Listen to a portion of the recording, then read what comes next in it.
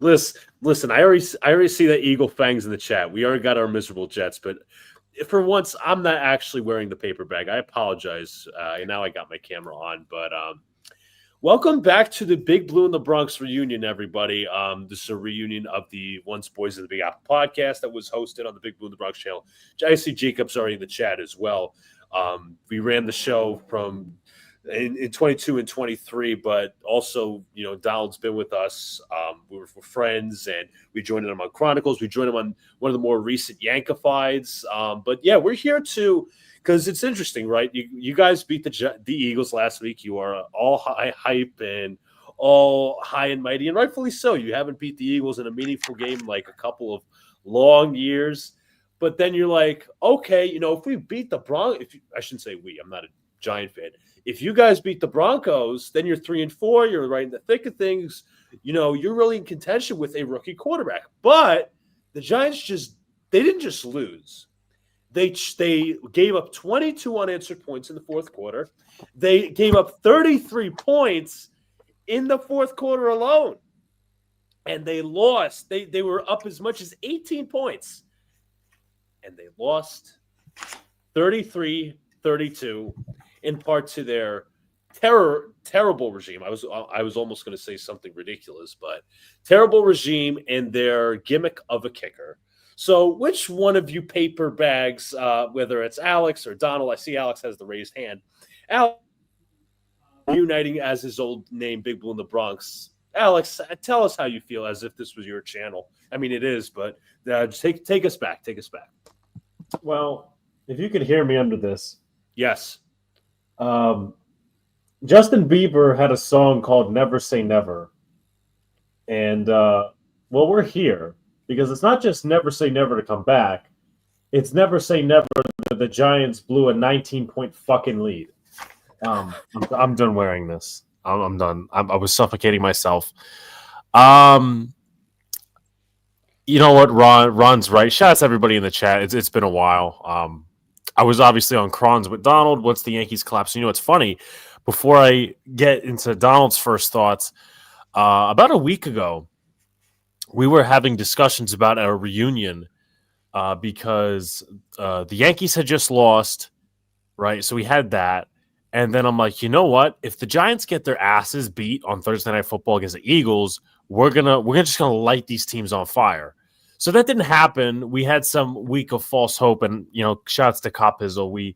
I stayed at his house. We went out to this nice place in Kentucky, and we also watched the Giants win. I was a part of his post game, and now we get this. And today, the Broncos coming into the season, I said the Giants were going to beat them. And, even if we came out with a loss, I was talking to Luca earlier today. I said, if we came out with a loss, okay, all right. If it's like a blowout loss, people need to have their heads rolling. But Luca, before I get to Donald's thoughts, right? The second paper bag is the conversation. What was that statistic that teams are like 1,001, something like that, like 1,062-1? So the statistic, I'm obviously sharing stuff out right now. The statistic is with 6 minutes to go in the fourth quarter, teams were 1,062-0. Not 500, not 600, not 400. 1,062-0 when they're up 18 points with 6 minutes or so to go. The Giants just became the first team to lose, so it's now 1,062-1. And Luca, what did I say to you? What did I say to you when they went up with that Tyrone Tracy touchdown? I said, dude, UTC literally won in the same fashion yesterday. Yes. They beat Eastern Tennessee University, which is a rivalry game. 17 points down, about 7 to 10 minutes left in the game, and they won a rivalry game. And then here, we witnessed the same thing happen, but to my demise. That's where I'm going to bring Donald in, the second paper bag in our conversation. Donald, take it away. Hello, darkness, my old friend. Hello, darkness, my old friend. I'm in pain right now. That was one of the worst things I've ever witnessed in my life. I don't know how much more I can put up with that. I don't know how much more pain I can endure. Did you guys hear? I apologize. Did you guys hear about Brian Burns? He's in a Yes. walking boot. Yeah. He's in a walking. No, but I saw him ranting about the fact that they dropped 8 in coverage in the last 30 seconds. So that's a real commentary on the worst defensive coordinator in Giants history, Shane Bowen. He is so bad. Let's be fair. Like, he needs to be fired right now. He needs to be fired right now. Brian Burns is having an outrageously good season right now. He's having a phenomenal season. And if he's, he's basically the king of your defense. If he's calling out what they're doing, if he's calling out what the defensive coordinator's doing, then there's no coming back from that. Bowen needs to be fired right now. There has to be something, man. Like, you can't lose like that. You can't lose like that and not have somebody take the fall. You know what I'm saying? Like, somebody has to take the fucking fall for that. In fact, multiple people need to take the fall for that. I mean, McTominay is the worst thing to happen to Ireland since like the potato famine. Yeah.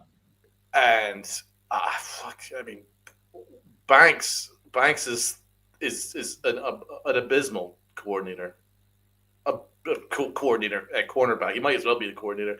And Shane Bowen is the worst coordinator I've ever known. Watching the Giants for multiple decades, he's the worst by far. Not close. He's on another level. I'm completely broken. What can you do? I mean, being a Giants fan right now is just torture, and it's like they tease you. The worst thing about what they do is they tease you. You know, they get you excited.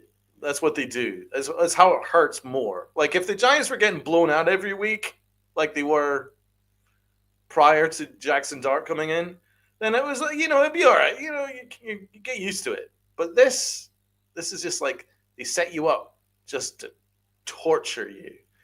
Like that Cowboys loss, or like this loss, or it's very similar to that season where Eli was overcoming the worst defense in Giants history. Remember that?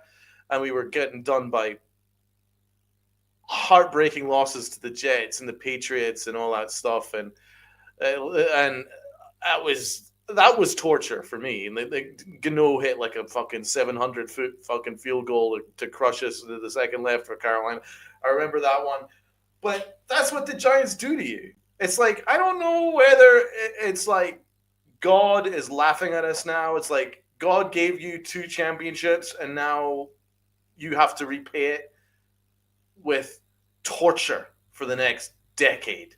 I think that's what it is now, because it's just torture. It's just constant torture. You set you up, you get excited, and then boom, torture. It's just hard to do, man. It's hard to do. The only good thing I will say is that we've got ourselves a franchise quarterback. I love Jackson Dart. I'm all in on this guy. I love this kid. I think he's freaking incredible. I think he's got balls. He's got heart. He's got determination. He's smart. He's a really good quarterback. There's everything to love. The only thing I'm worried about is what the Giants will do to him, because you saw how crushed he was by that loss, because the Giants sabotaged him a game, just like they sabotaged latter Eli. This is what the Giants do. They sabotage your franchise quarterback. I don't know how we go from here. So to piggyback off of Donald, and I was having a conversation with one of my friends, Miz, and we were kind of like disagreeing a little bit, because he sees more of the long game picture and I'm like more pissed off. And I saw Jacob's comment again. Shouts everybody in the chat. Sub up to Donald's channel, as Jacob says. This is Pinstripe Chronicles. He does Pinstripe Chronicles and obviously Also, Yankified podcast. Sorry, also, I want to do a quick shameless plug as well.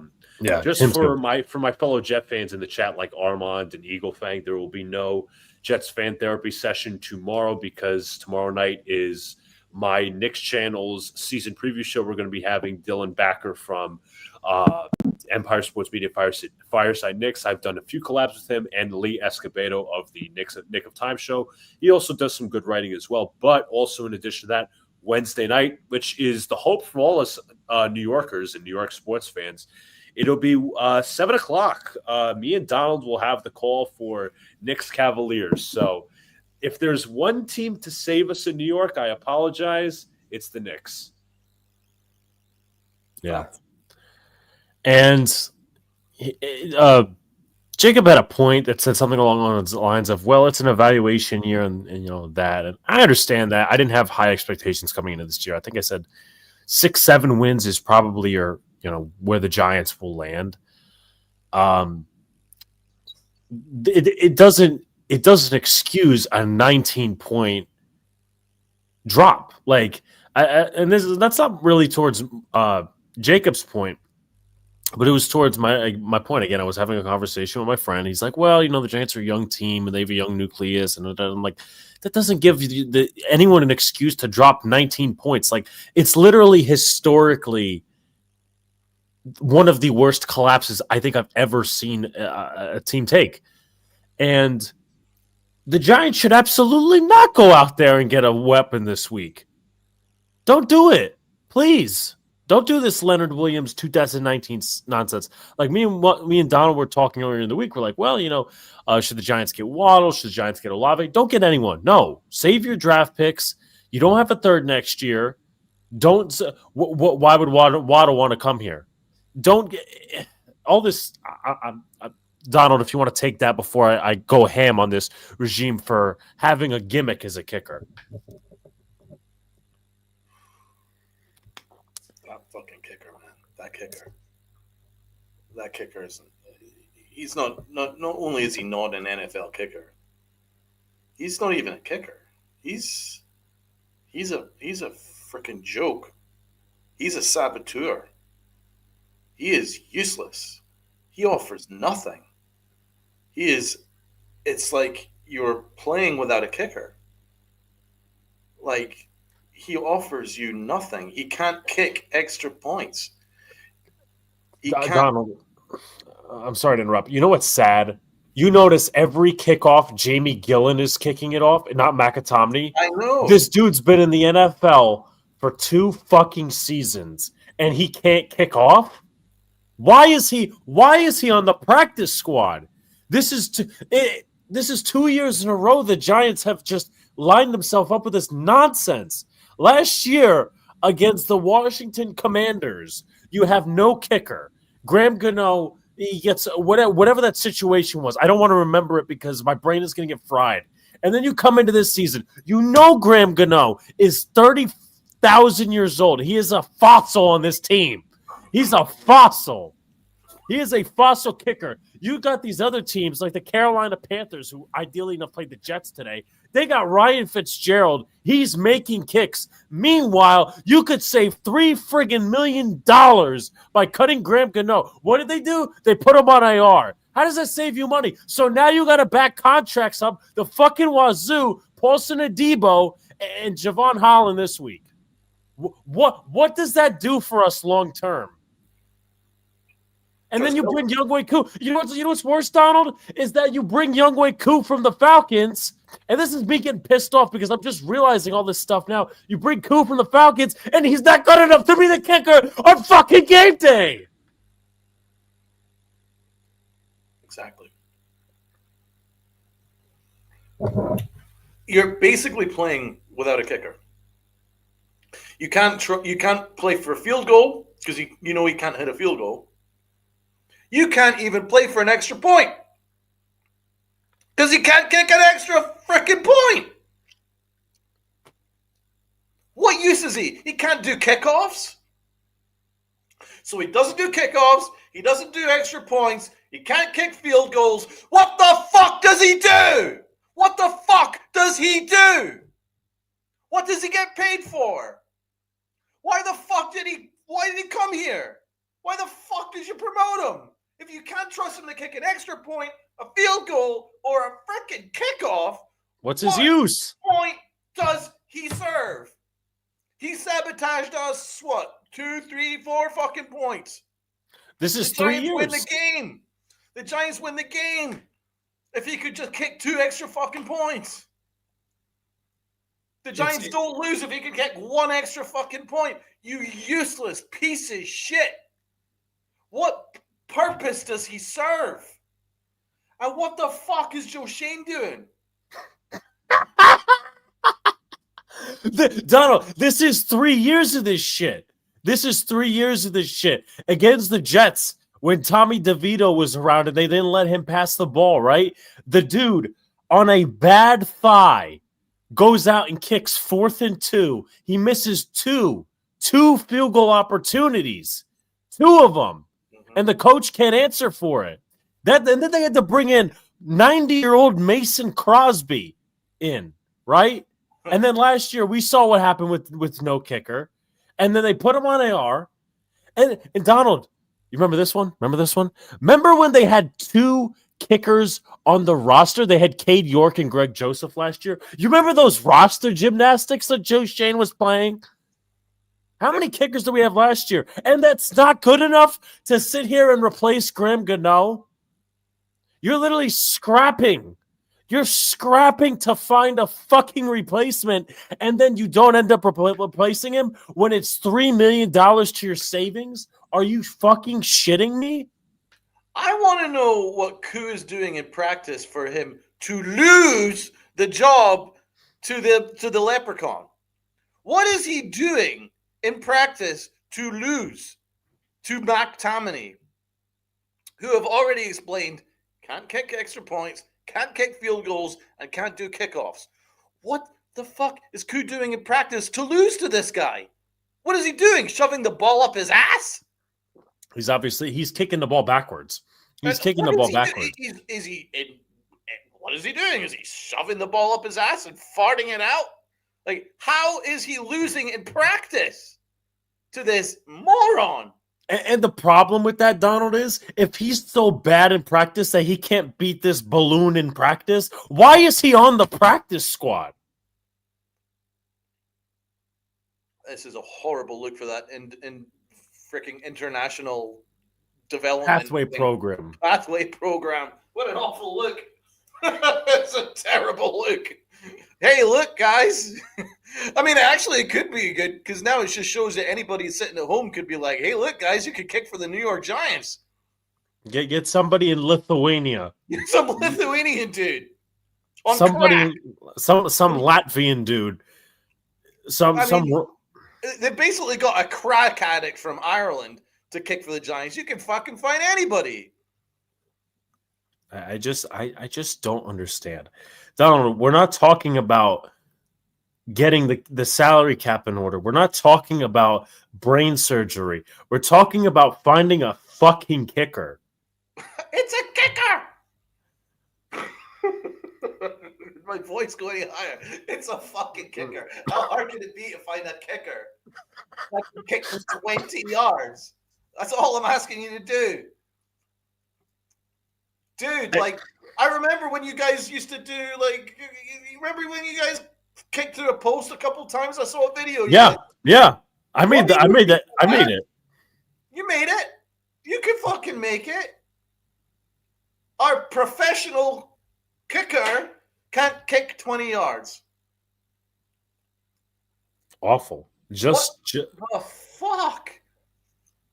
And also, Joe Shane is like not exempt from this, man, because he's had us play a roster man short. He's been having us play a guy short at times. Instead of the full 53, he's been having 52, 51.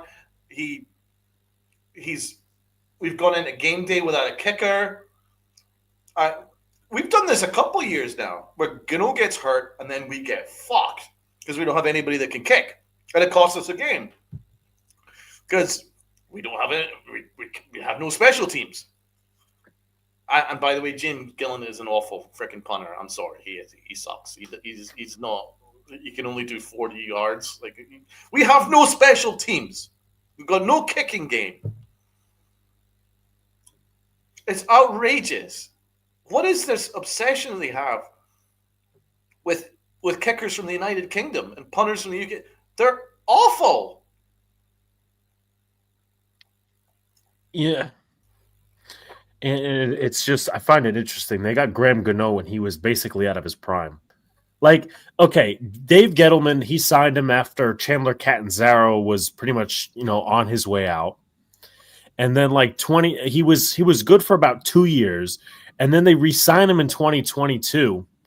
And then I could be wrong, Donald. If I am, someone do the research. They gave him a contract extension sometime in the last 2 years or the last 3 years. I know they did because that's why he's still on this roster. But you know what pisses me off, Donald? You know how we talk about Brian Cashman? We talk about how he wants to justify his signings and all these different moves he makes. You know how we talk about that? Please tell me, other than last week, and there was part of an excuse for this week, why Deontay Banks still sees the football field on defense. God. Well, This dude sucks. He only saw the football field because all our main corners got hurt. Obviously, Debo got hurt, and then Banks had to come in, and he can't see the field. Like he has no idea what's going on. He always gets lost. Like he does nothing. He can't play the ball. He can't read anything. He gets beaten off the first step like that. Like he offers nothing, and he's stupid too. He's really stupid. You know what's funny is he wanted a shit ton of money from Jackson Dart for the number 2. Like, here's my question, bro. Who the fuck are you? It's literally that question. Who are you, dude? We should have fucking cut him in order just for Dart to take that number 2 jersey. Dude. 3, okay. Let's talk about the last 3 first-round corners the Giants have drafted. Eli Apple, DeAndre Baker, and Deontay Banks, right? Good Lord. Eli Apple, at least Dave Gettleman got a 4th. He got a 4th and a 6th for Eli Apple. That's considered a steal. Yeah. And then he goes and drafts DeAndre Baker, who troublemaker by what is perceived as standards. Awful. And he didn't even make it to his second year, and that left the Giants in a sputtering hole. Yep. But we knew this dude sucked last year. We knew, dude, his first 3 games, right? He let Justin Jefferson own him. Okay, it's Justin Jefferson. Mm-hmm. And then the dude, when I was in Cleveland with Sox, after Eric Gray, that was a great draft pick, by the way. He is a ghost. Same with Josh Zudu. He fumbles the ball, and then Deshaun Watson, who up to his injury was one of the worst quarterbacks in the NFL, just throws a 50-50, and Deontay Banks doesn't know where the ball is, and Amari Cooper catches it, and he owns him. He owns him. Dude, we knew this guy sucked last year. I talked about it. People said, oh, he's young. He's got to fit the system. No, the player sucks, and the system sucks. And how I may have brought it up before. I don't even know what our system is. Could you tell me what Shane Bone's system is? Donald, your guess is as good as mine. What is it? It's one thing. You brought it up partially. You brought it up partially at the beginning, where Brian Burns was pissed about 8 in coverage and 3 rushing the passer. Usually you would expect the secondary to make a stop or something. Usually 8 in secondary kind of gives you the defense an advantage. No, the defense did not have an advantage. Here's the problem also as well. I want to like Drew Phillips, but he's so hot and cold, it's not even funny. He's a big hitter, and I think he's pretty good in zone situations, but man coverage, he makes a lot of mistakes. He makes a ton of mistakes, and I don't know how much we could like live with that. Cordell Flott surprised me. He's actually one of the more stable corners that we have. Yeah, but he was good. I can't complain. Drew Phillips, like he'll do something spectacular, like a big hit, tackle for a loss. He'll be like, "Oh shit, yeah," maybe pop up with a turnover, but he gives up a lot. I mean, he's getting found out this year.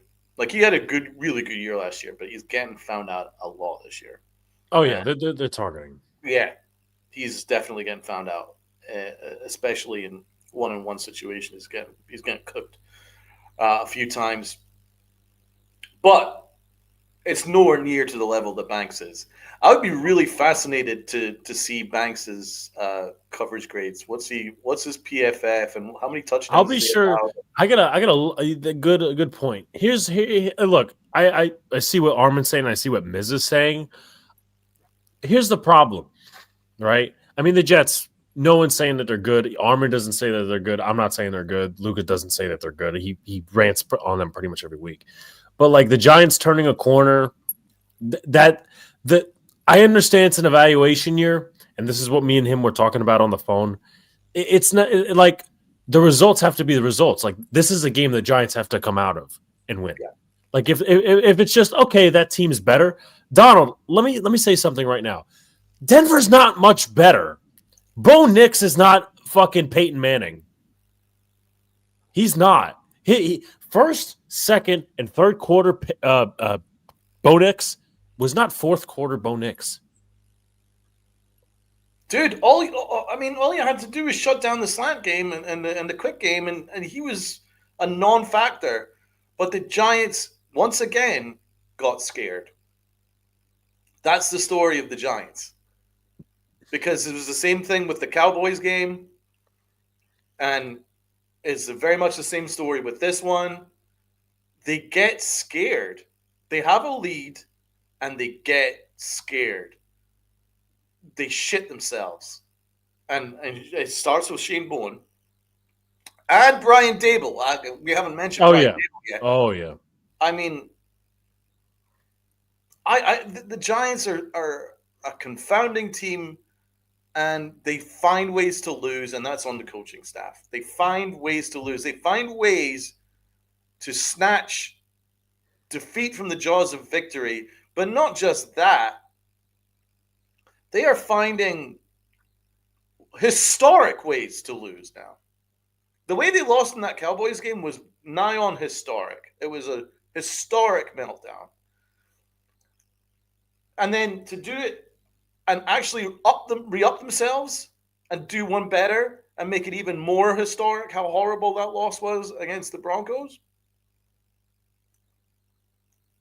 I mean, the coaching staff can't survive that. They did that to themselves. You can't have a 3-score lead.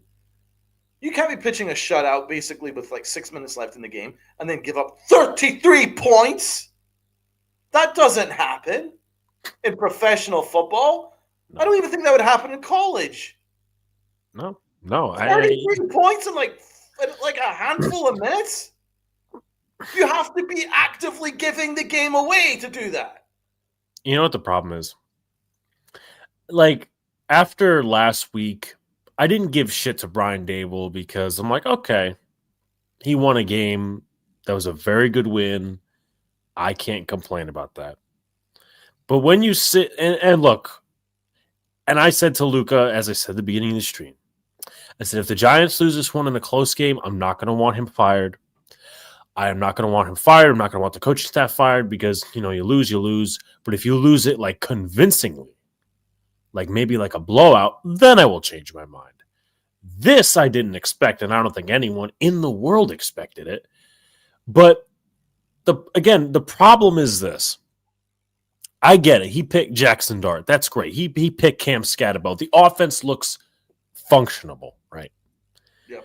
When you combine, and you can't, and let's put this on a platter here, folks. You cannot erase the last 2 years. You cannot erase the historic lows they were at the last 2 years. I'm sorry. That's a part of Brian Dable's resume. We can't just pick and choose what's good, what's bad. I'm just saying that right now. But if we're gonna combine all these positives, he won against the Eagles, like some would say, but he can't manufacture a kicker, and he can't have his team well prepared enough to sit here and keep a 19-point lead. And mind you, listen, I know that people will say, well, the players are bad, or the players are, the ones making the tackles or the missed tackles, right? But that goes under their coaching. That goes under Joe Shane's roster management, right? And I understand there's been cases, and I want to get to Luka because I know he's been gone for a little bit, and I also do want to get some comments. But like, don't give me like these other situations, like Jason Litt becoming a better GM with the Bucks. Like, we've gone, and I understand this. I will say this year looks better than last year, but I can't for sure say that because we had 2 wins. Again, we're playing closer, but no, I can't take a meaningless. I'm sorry, I can't take a moral victory in year 4. I'm not saying you have to win 10 games, but the way they lost this game should piss a lot of people off, Luka. Great analysis on your point. And I see that Miz is was going at Armin because Armin said both Giants and Jets defense, their systems or the way they play defense is shit. May I say, and this has nothing to do with my team. Neither team is good. Neither team is absolutely. Good. Neither team is good. I know, Alex, you're probably saying it, Donald's probably saying it, but like, let's reevaluate this, right? I know Miz is probably going to make the point, say, hey, Dable's not going anywhere because, he's growing with Dart, this, that, and the third. But if the Giants – because here's the thing, right? The Giants aren't competent right now, obviously. We all know that. Dart's learning. That's going to happen. He's the rookie quarterback. He's going to learn. Cam Scatterbo is going to learn. The defense sucks. They have talent. But the problem is the defensive coordinator and the system that they put in place. And who hired that defensive coordinator? The head coach. After he let go of Wink Martindale, which and Donald fucking screamed at. And then he exploded at Shane Bowen on the sidelines. Well, you're also the head coach, by the way. So you could take over play calls and say, hey, you know what? Scrap that. That's not going to work. You're going to do this if you want to be a so-called CEO head coach, because Kafka calls the offense, Bowen calls the defense. So you could be a head coach and do that instead of just yelling at your defensive coordinator. Like, you don't completely abandon your role as head coach. But I know Miz is talking about the big picture, but here's the thing. You guys recognized these problems last year with lesser talent, right? You guys I remember week 1, right? Shane Bowen was the problem last year. You and Donald, and eventually when we had a core four, I guess you call it, Rob, was on here as well. We were talking about the Giants in the season. Shane Bowen was a problem. The problem with the defense, obviously, is not the players. Obviously, there are some players and the management of guys like Deonte Banks, who still gets to impose his presence on this team. He's been terrible. I mean, we could go through it, but the defense really doesn't have a talent issue. Sure, there's little things, but defense, I know I'm going in circles here. Defensive coordinator, but you got the problem is, I'll say it in summary, the issues that you guys have this year were the same issues you had last year. And I'm not trying to play the fallacy, the predetermined outcome, or whatever. You guys could have fired this regime last year. You could have. But here's the dangerous part. You let them draft a quarterback. And I'm not saying you have to, but it would be malfeasance. I'm not going to say it would be malfeasance because we know Dable's incompetent. We know Shane's incompetent. You don't want a quarterback playing 2 systems in 2 years. That's the issue. The Giants could have easily outdone that, said, hey, you know what? We're going to fire this regime last year, and then this year we're going to pick a new coach, and they could grow together with their quarterback so we don't have a la Tennessee Titans or Sam Darnold with Todd Bowles having 2 systems in 2 years. Like Sam Darnold, played well at the end of his 2018 rookie season. Here's the problem, though. The head coach and the defense were terrible. So that's why they had to do away with that. So, like, I get, Mrs. point about growing year and whatnot, but you know what? You're losing games because of coaching. That's the issue. And you could say, oh, well, Jackson Dart and Cam rock with Brian Dable. It doesn't work like that. It doesn't. The NFL is a coaching league. If you're getting out schemed day in and day out and you're not making adjustments, you are incompetent and you are set up to fail. Dodal mentioned, Brian Burns going off about the eight man of the secondary, the 3-man rush. That's coaching. That is coaching. It's not like Shane Bowen had this great track record. He came in with flaws. The Giants arguably settled on Bowen as a defensive coordinator because of what happened with Wink and all of that. Because here, let me tell you something right now. If Brian Dable fires Shane Bowen tomorrow, he has no more scapegoats. He has none. So he's also throwing chum. There's a few things to pick up on. Here's a reason to be worried. Normally in a rookie year, your quarterback has ups and downs, and you live with the downs. You know what I'm saying? So obviously the Saints game was a down. Okay? But let's be honest, 99% of Dart's appearances so far have been ups. It's been great. Like, he mauled the Eagles, he mauled the Broncos, and he mauled the Chargers. He has been fantastic. And to go and face a fantastic defense in Denver, with 99% of the stadium screaming for the Denver Broncos. It's a loud stadium, incredibly intimidating atmosphere, and Dart gives you 4 touchdowns. 4 touchdowns. He builds you up a 19-point lead without any receivers. He's got 1 receiver in Wan'Dale Robinson. That was it. Then he was making use of tight ends. Only one of those tight ends is actually good, and that's Bellinger. And he managed to do that against a very good defense. And he gets you 4 touchdowns, including a drive with 30 seconds left, and scoring the go-ahead touchdown with 30 seconds left. You did that, and you still lost. That's a reason to be concerned, because if you are losing games where for about 3.5 quarters you play perfect football and you still lose, that's a worry, because there's going to be plenty of weeks where we're going to get roasted. We need to take advantage of these games where your quarterback is playing great. But the thing was, he was great, and the defense sabotaged him. The defensive coordinator sabotaged him. The kicker sabotaged him. Dart looked crestfallen watching the defense give that back. Crestfallen. You can't keep doing that, man. You can't keep doing that. I would have preferred...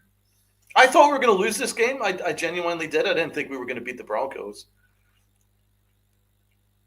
I would have preferred any other scenario than the Giants your quarterback playing a perfect game up until the last 5 minutes. And then, I don't want to hear about, because I've seen some people giving Dart some shit for that one turnover. For me, that was a terrible play call. The Broncos were calling timeout. There was 1 timeout left. It was 3rd down. What you do is run the ball and force the Broncos to call that last timeout. That's what you do.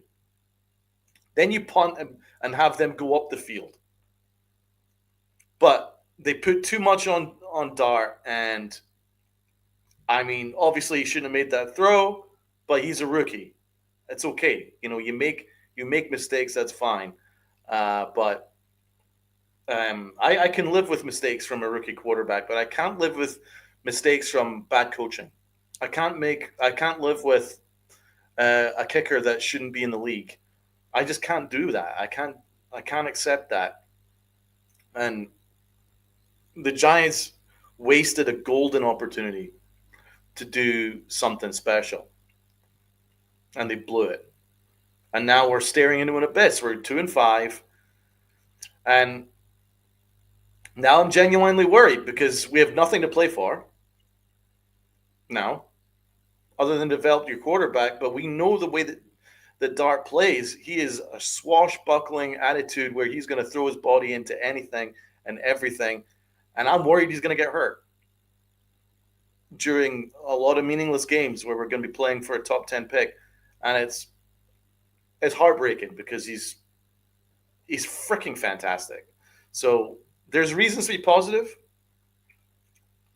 We've got ourselves a franchise quarterback, but we blew something really, really special here. Yeah. No, I agree. There was a comment, and also, Luca, if you want to get to some comments before we continue our discussion. Absolutely. There was a comment. It was a Miz and Mac were talking in regards to, the Giants were outcoached towards the end, and Miz said we're not. I would agree with Donald's point that I think you should have ran the ball 3rd down and 5. One timeout left, and the fact that once again you sent 8 in the secondary with no real threat to the passer. And then Bo Nix, he had all the time in the world. So, and I see some Broncos fans in here. You guys won. What can I say? You guys won. Yeah. But I think before Luca gets the comments, I think the problem is you have to balance the good with the bad. And there's a lot of bad. And I don't know if it'll. And even if you say, okay, there's more bad than good, it's still a contaminated pool. Because guess what? You let them pick their quarterback, and the quarterback, honestly, he looks good. For right now, he looks good. That's a rookie mistake. And I don't think he looked great on that last drive. I know, obviously, there was the Sean Payton penalty and this and that and all that stuff, but listen. I think that I didn't like the play calling in that last drive. We kind of got away with it because, we weren't even trying to do anything creative. We didn't get the run game going. We were just heaving it and hoping. There was not really much creativity in the play calling. Once again, Kafka's a disgrace. Didn't get Scatterbo involved. Didn't try and get Tracy involved. They just started launching it down the field. The only chance they genuinely had was when Hyatt beat his man and Dart slightly overthrew him by maybe a foot. That was really about it. The rest was some really bad play calling. Dart did look a little bit nervous, but on that 4th down in 19, we had no chance, and he managed to complete a pass. Okay, it was maybe a half yard short, but we did get the penalty and all that stuff. But that was a nice play. That was a tough throw. And he stood strong and he made a good throw. And he overcame some bad play calling. He had no receivers. And to do that against a great defense, and the defense knew exactly what was going on, and still the Giants managed to score a touchdown on that, that's freaking fantastic. You just can't lose that game. And they did because their defensive coordinator sabotaged them, going 8 in coverage. But that's what I'm saying. The Giants' defense shit themselves whenever the Giants have a lead. They shit themselves. They panic. And they get ultra conservative. They did it in the Cowboys game, and it was maddening. And then they've upped it now to even more maddening degrees in this one. How do you give up 33 points in a handful of minutes? How? It was outrageous. There was no coverage. Just putting everyone 8 men in coverage. There was no pass rush. You gave Bo Nix all the time in the world. All the time in the world. And what about all the missed tackles? Remember when they thought that Evan Engram was going to go out? Oh, yeah. And they just went, oh, actually, you know what? On you go. Have a free run for 20 yards. Disgraceful. Yeah. And you know what? I'll say one more thing before Luca gets to a few comments. Jude McAtamney, by the way, folks, was not the starting kicker at Rutgers. He was the backup. And his 2022 year, I think it was, I want to say 2022, he was 12 18 on his kicks, 2023, he was 0 for 1. That's who the Giants have as their starting kicker. He wasn't even there. He wasn't Rutgers. He wasn't even kicking for Rutgers. So, that's my piece on that, Luca. All right, so we're going to get a couple comments. Broncos fan here. The only reason the Giants lost is the altitude. The Giants were gassed in the fourth quarter, but I'll take the win. But the Giants are putting teams on notice. A little glass half full take here from a Broncos fan. What's up? To Broncos, all Broncos country, must I say, they're flying into the 2U Giant fans and me, the Jet fan. Scat must have been banged up. It's like they forgot that Tracy had some 39-yard runs last year. Broncos country. He is not. I don't think he looks the same, in my opinion. I think because you notice. I mean, he had a great touchdown run. I'm not gonna crap all over that, but like you noticed the second half of last year, he was not the same. He was not the same running back. I don't know what it was, but he was not the same. Well, I mean, he does have that shoulder injury. He does have the shoulder thing on his there. But I mean, I was pretty happy with that touchdown. But the Giants, didn't utilize him after that. Really, no, they didn't capitalize. They got away from it. It was weird. They just find ways to lose, and that is a sign of bad coaching. Really bad coaching. And we are in a really tough spot now because we have drafted our franchise quarterback. We have drafted our franchise running back. Right? Those are incredibly positive things, right? Do you know what? I didn't like the Burns trade at the time. I thought that was maybe an overpay. God damn, he's freaking fantastic. He could be on course for like 17, 18 sacks this year or something like that if he stays healthy. He's on 9 already. He's been great. And you have these positives, right? These wins, and, Dable is doing good work with Dart. There's no doubt about it. He is doing good work with Dart. Those are W's there. But the problem is we're 2-5.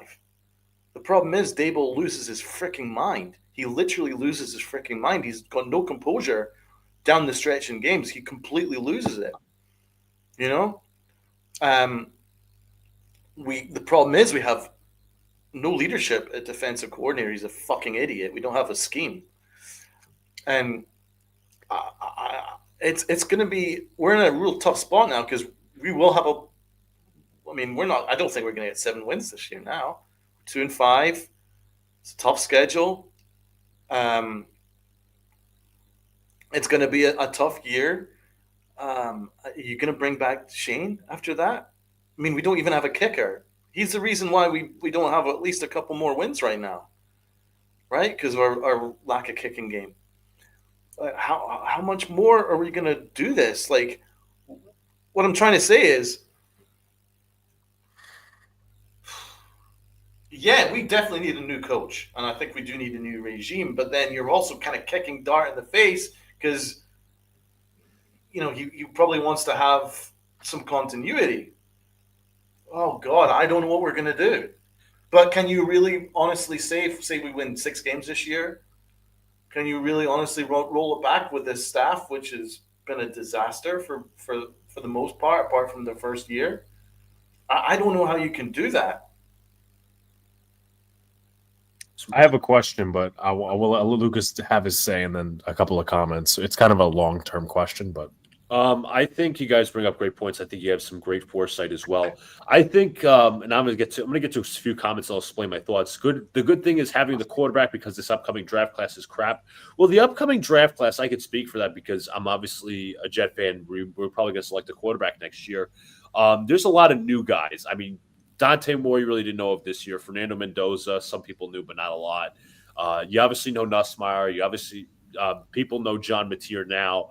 Archie Manning's not coming out for a while. Ty Simpson, me and my coworker, who's a big Alabama fan, were just talking about this morning. But I think there's talent there. There's no consensus. Number one, though, Dable is a curse. All that talent that never works. Dropping 8 into coverage. Yeah. Miz, look at the back end of the season. We'll finish strong. Should have won 4 different ways, but he says still got us winning 7. And I'll tell you this is where I disagree with Miz, and I agree with Donald. Brian Dable is the head coach. And Miz, I heard his conversation with my brother, and, Miz is seeing the glass half full. Donald, I think, is seeing the glass half empty, which is nothing wrong with that. But I'm going to tell you this. Let's just say you go into next year with Dable and Jackson Dart. Fine. And you just say, okay, expectation is playoffs or playoff contender. What if coaching costs you those playoff games potentially, or those games that you could win going into the playoffs? It's already cost these. He's already cost you a couple of games. He's already cost you. And and you guys have, once again, you guys have great foresight on this. The problem is you've seen these coaching issues before. So it's not like, oh, it's just out of nowhere. If you go into next season, this is the risk with Jackson Dart and Brian Dable. Listen, Dart obviously needs to grow as a quarterback. I get the continuity aspect. But if you go into next year and Dart balls his ass off, right, and you still have the same issues defensively, and, so on and so forth, the same issues that have been corrupting you guys cost you a potential playoff spot, you're going to want everybody's head on a pike.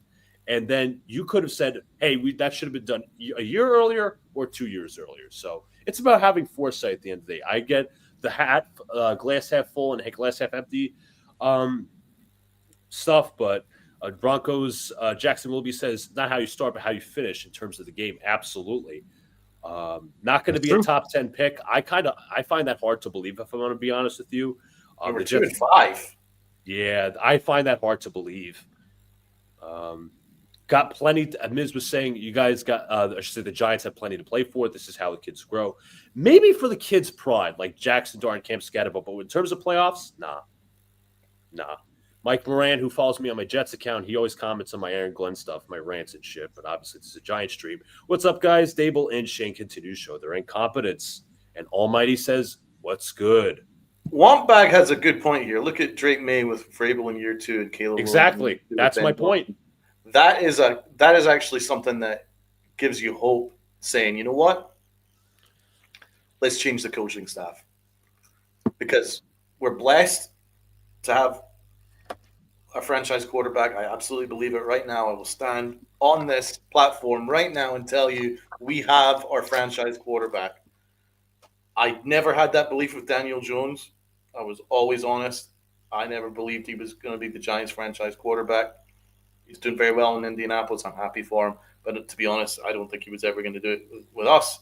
But Dart, he's got something special, man. He's got a little bit more about him. He's tougher. And he's got a little bit more moxie about him. He seems more of a fit for New York. I think he's going to ball. We need to have a coach that can match that. Here's some outside the box thinking. John Gruden loves him. John Gruden can coach an offense. Now, whether he'd be your head coach or maybe your OC, I don't know, but that's someone that, because you want to make sure that whoever you hire loves Dart. You can't be anyone indifferent on him. He has to love him, right? But he has to be also fucking good and smart. And I think Dable knows what he's doing with him, but he loses his mind. And we can't have that as a head coach. He loses his freaking mind. Like you saw it in the Eagles game, for instance. Dart overcame Dable last week. Remember when Dable called a timeout for the Eagles? We were very lucky to have gotten away with that. That's what I'm talking about, where a coach loses his freaking mind under the intensity, under the pressure. He loses it.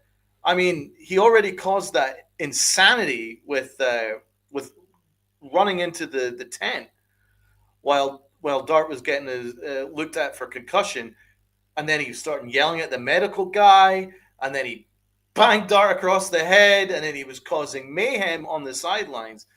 That's what I'm talking about. Dable loses his ever-loving freaking mind. And he did it even when we had a successful year, when Wink Martindale was coaching the shit out of the Giants defense, winning us games by himself in many ways. And during the games, Dable was losing his freaking mind, screaming at Wink all the fucking... And he did the same with our special teams coordinator. He did the same with our offensive coordinator. He does this all the time. He just loses his freaking mind. We can't have that. Because when the pressure gets to him, he loses his fucking shit. It's weird. It needs to stop. And that's why I think we need to move on from Dable. I can't trust that when we get into tight games, and we're going to have plenty of tight games because we finally have a quarterback and finally have an offense, and we have talent on defense. We're going to be in a lot of games. We can't be in a situation where in the last few minutes of a game, our coaching staff implodes. You know, Shane Bowen's like, "Oh fuck, we've got to score a lead. We got to blow this," and then you got Dable running down the sidelines like, "Ah!" Like you can't have that. You gotta have them under control. That's who your leadership is. Your players look to you for leadership, and if you are providing nothing but insanity on the sidelines and complete confusion, then that will translate on the field, as we saw down the stretch in this game. And look, you got a good point because he was screaming at Shane Bowen, dude. I know you're not a defensive guy, Dable, but if you see something that you don't like, if you know anything about football, you take it from fucking Shane Bowen and go, no. You need to be aggressive here. I want to see Brian Burns go after the quarterback. I don't want to see Abdul Carter in coverage. How about a blitz, Donald? How about a disguised blitz? If he was that, you know what I'm saying? If he was that upset at Shane Bowen's play calling, you have the control as the head coach to stop him from terrorizing your ball game. And go, no, I don't like 8 people in coverage. Time out. Fuck. You know? Do something different. Because he took responsibility after the Cowboys game. Because Bowen once again went ultra conservative, 8-man in coverage. We already got cooked on that from Dak Prescott. But that's Dak Prescott, who's a significantly better quarterback than Bo Nix. No offense to the Broncos, who've got a very good quarterback in themselves. But, I mean, Prescott is a pretty damn good quarterback. But, I mean, if you're getting cooked by guys like Marvin Mims and Evan Ingram and all that stuff, it's a little bit different from getting cooked by CeeDee Lamb and Pickens, etc. So you can almost forgive that to some extent, but not here. There was no reason to be that afraid, especially considering for the first 3.5 quarters, you were pitching a shutout. You saw it was working, and then you completely got away with it. So that's why I think that they need to completely change the coaching staff. We're blessed. We got a quarterback. Great. Got ourselves a running back. Great. Love 4, 4, and 6. Like they're going to be special. But we need to save them from themselves. And the way to do that is to get better coaching. They have no control of that sideline. Dable is a maniac in tough spots. He loses his freaking mind. And Shane Bowen is a big pussy. He is an enormous 6-foot vagina. That's what he is. He's just takes a pounding. That's it. He does nothing. Useless. You know what? I'm going to bring something else up too. And also, again, shouts to everybody coming in the chat here. See, Rob says that Shane Bowen is a terrorist. It's kind of offensive to terrorists. Damn. You know it's bad when it's actually offensive to terrorists. That is bad. You know what I'm also sick of? And this is such a microcosm. It's not a microcosm, but it's like a small detail. How about we stop? And I may have mentioned this earlier. I apologize. How about we stop with Russell Wilson as quarterback too? Because God forbid that dude steps in the game, it's over. Like, you remember last week when Jackson Dart got hurt and Russell Wilson threw a screwball into the grass? Yep. It's like, okay, I get it. $10 million. You're wasting on Russell Wilson. Put Jameis Winston in the game. At least he can operate an NFL offense. Russell Wilson can't at this stage. Dude, Jameis Winston was in Dart's ear after the turnover, and he's like, overcome it. It's going to be fine. He coached him. He helped him. Russell Wilson doesn't do anything. He's your QB too. He doesn't. He's not a mentor. Move on from him. There's a bunch of teams that could probably do a decent backup quarterback with the amount of people that are getting hurt these days. Jameis Winston is a better fit for this system. He's better suited for this mentor role. He's a very good locker room guy. From what I understand, he's been big supporter Dart, and he's been really active behind the scenes. Been a good dude. That's who you have as your QB2. What are they doing, Russell Wilson? It's cooked. It's over. The Giants fans hate him. After he threw that screwball, he got booed mercilessly. And by the way, Dable has no faith in him. Because Dable was literally ran into the tent and dragged out Dart, who got his head bashed in, and dragged him out of the fucking tent and then hit him over the head to get him back on the field, because that's how little faith he has in Russell. That's what I'm talking about. Dable loses his freaking mind. But I also tend to agree with Evan here. I get nervous because the way that Dart plays is he's got a swashbuckling style. He refuses to go down. He refuses to be beat. He wants to win. He'll do anything to win. I'm very afraid that he might get hurt trying to force plays in a losing situation, because Dable doesn't put him in a good position to succeed, and neither does Kafka. That's what I'm worried about, because he's been taking some unnecessary hits at times.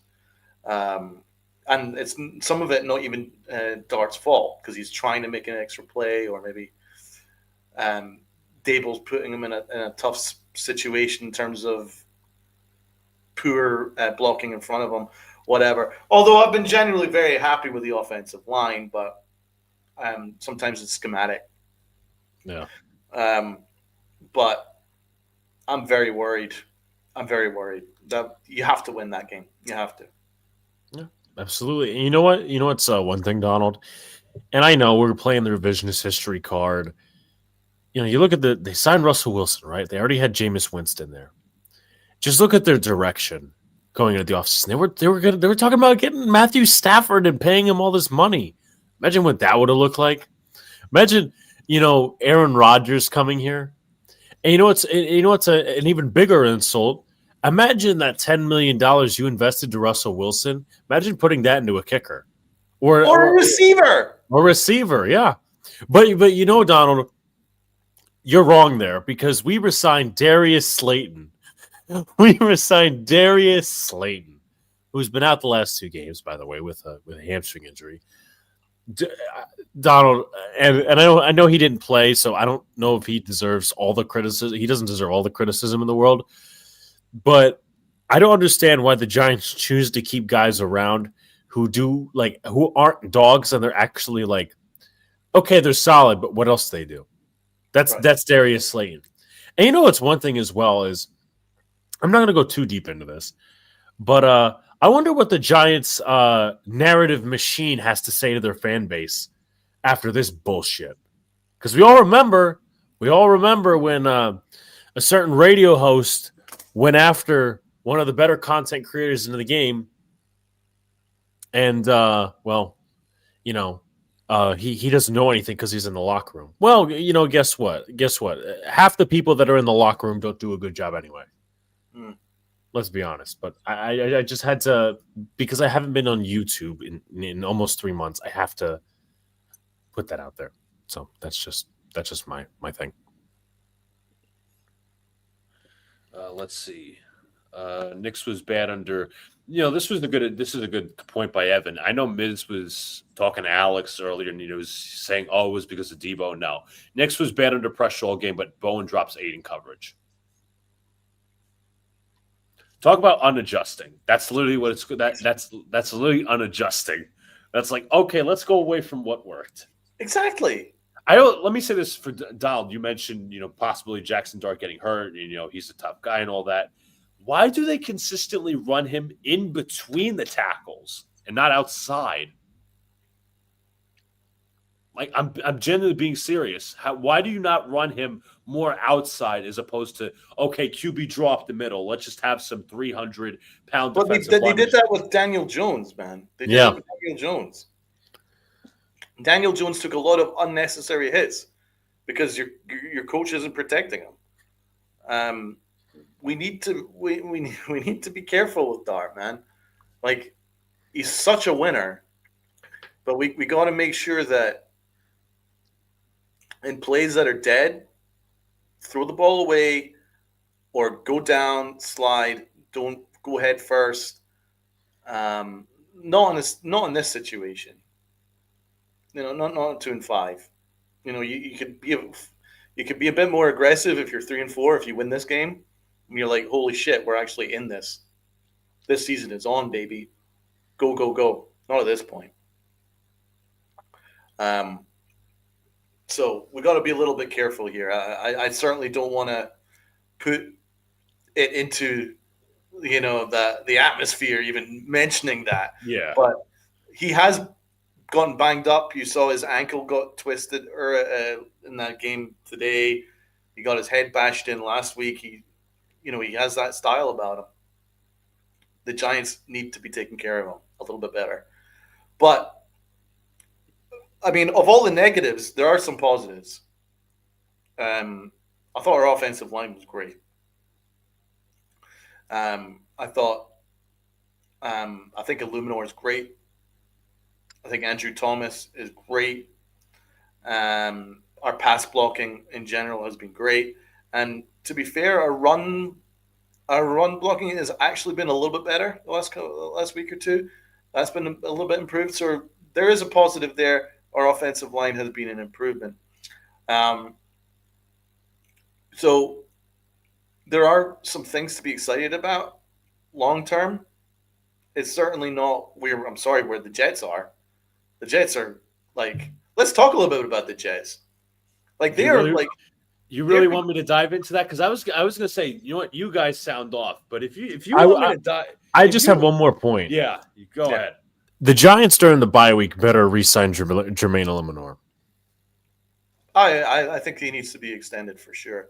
No, I mean, I think we should touch on the Jets, but we should go back to the Giants before we finish off. But like the Jets, from my perspective, they look like a moribund franchise. They look like they're not even competitive in games.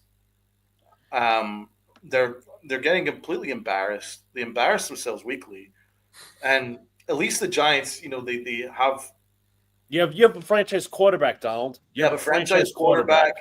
Exactly. They have a franchise quarterback, and they've got vibes. They've got some aura, and they're really giving some really good teams some freaking nightmares. I mean, they gave the Chargers a nightmare, made the Eagles look average, and Peyton, who I find is one of the best coaches in football, always have believed that. I saw his press conference afterwards where he says to Mara that he really wished that they went to the Dar after the Broncos game rather than because he's that good. So, I mean, there's some reasons to be positive as a Giants fan, even amid the heartbreak. But the Giants, man, they've got nothing. Like they are fucked. Their coaching staff is awful, worse than the Giants. Donald, and now Alex can obviously add in his thoughts. First of all, Stills unique. Mad respect for Broncos country. Great team and foundation. He's talking about you guys. Respect goes both ways, man. Respect to you guys too. You've got a hell of a team over there. Also, even this because we played you guys last week. You guys were a well coached team. Evan says, sorry about the Jets. Look at what the F is going on. Yeah, what the F is going on is absolutely right. But I'll say this for the record, because this is going to get into my whole little diatribe about the Jets. Sean Payton's a great coach, as Donald just said. He's a phenomenal coach.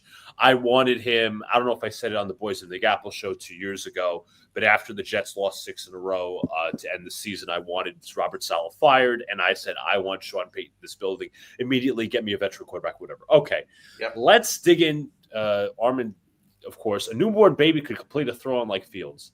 Let's dig into the disaster called the New York Jets. For our new viewers, obviously, this is our first time in 3 months streaming, and be it there's some Bronco fans, Giant fans, collection of fans, whoever, you're going to listen to me talk about the Jets a little bit. They are a rudderless ship. There is literally no hope. And this is not usually me like, I'm fair. I will, whether I like a certain hire or not, I'm going to give it a chance. And I said, we'll start out from last year, right? Last year, I said the Jets weren't going to do anything because they had Robert Saleh. And I said this. Mike Moran's going to back me up on this because he loves mentioning it to me. I said Aaron Rodgers last year would not be able to overcome the three levels of incompetence: ownership, GM, head coach. That's why they didn't succeed last year. That's why I said they wouldn't succeed last year. Okay. So they fire Saleh midway through the season, which was stupid. I agreed with that at the time, but it was stupid because you could have fired him a year or 2 years prior, whatever.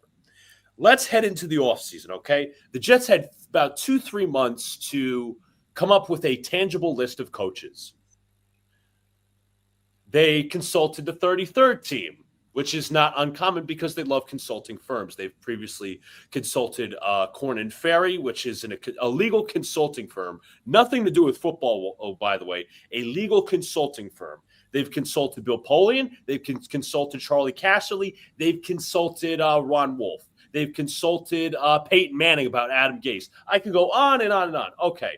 Let's go back to November to January of this year. They consulted the 33rd team. They throw out a bunch of names that they're going to interview. Aaron Glenn, Brian Greasy, Mike Loxley from Maryland. Not some, not any reputable names, just some Mike Loxley, Aaron Glenn. You could go on and on with the names. Joe Witt, who's the defensive coordinator of the Commanders. They went through this entire sham process, even the GMs as well. Like, let me tell you this right now. Here's who wasn't on that list. I know they got their ass kicked today. Liam Cohen, who was with the Jaguars, who I wanted. Mike McCarthy, I'm not a big fan of him, but he is definitely – he's like a Tom Tibb. He's like a Tibbs for what this Jets team needs, right? John Gruden was not on that list. They could have had Mike Vrabel last year, but they didn't take the chance. Cliff Kingsbury, I definitely would have interviewed. But no, none of the names were there. And sadly, Donald, you're absolutely right. This coaching staff is awful.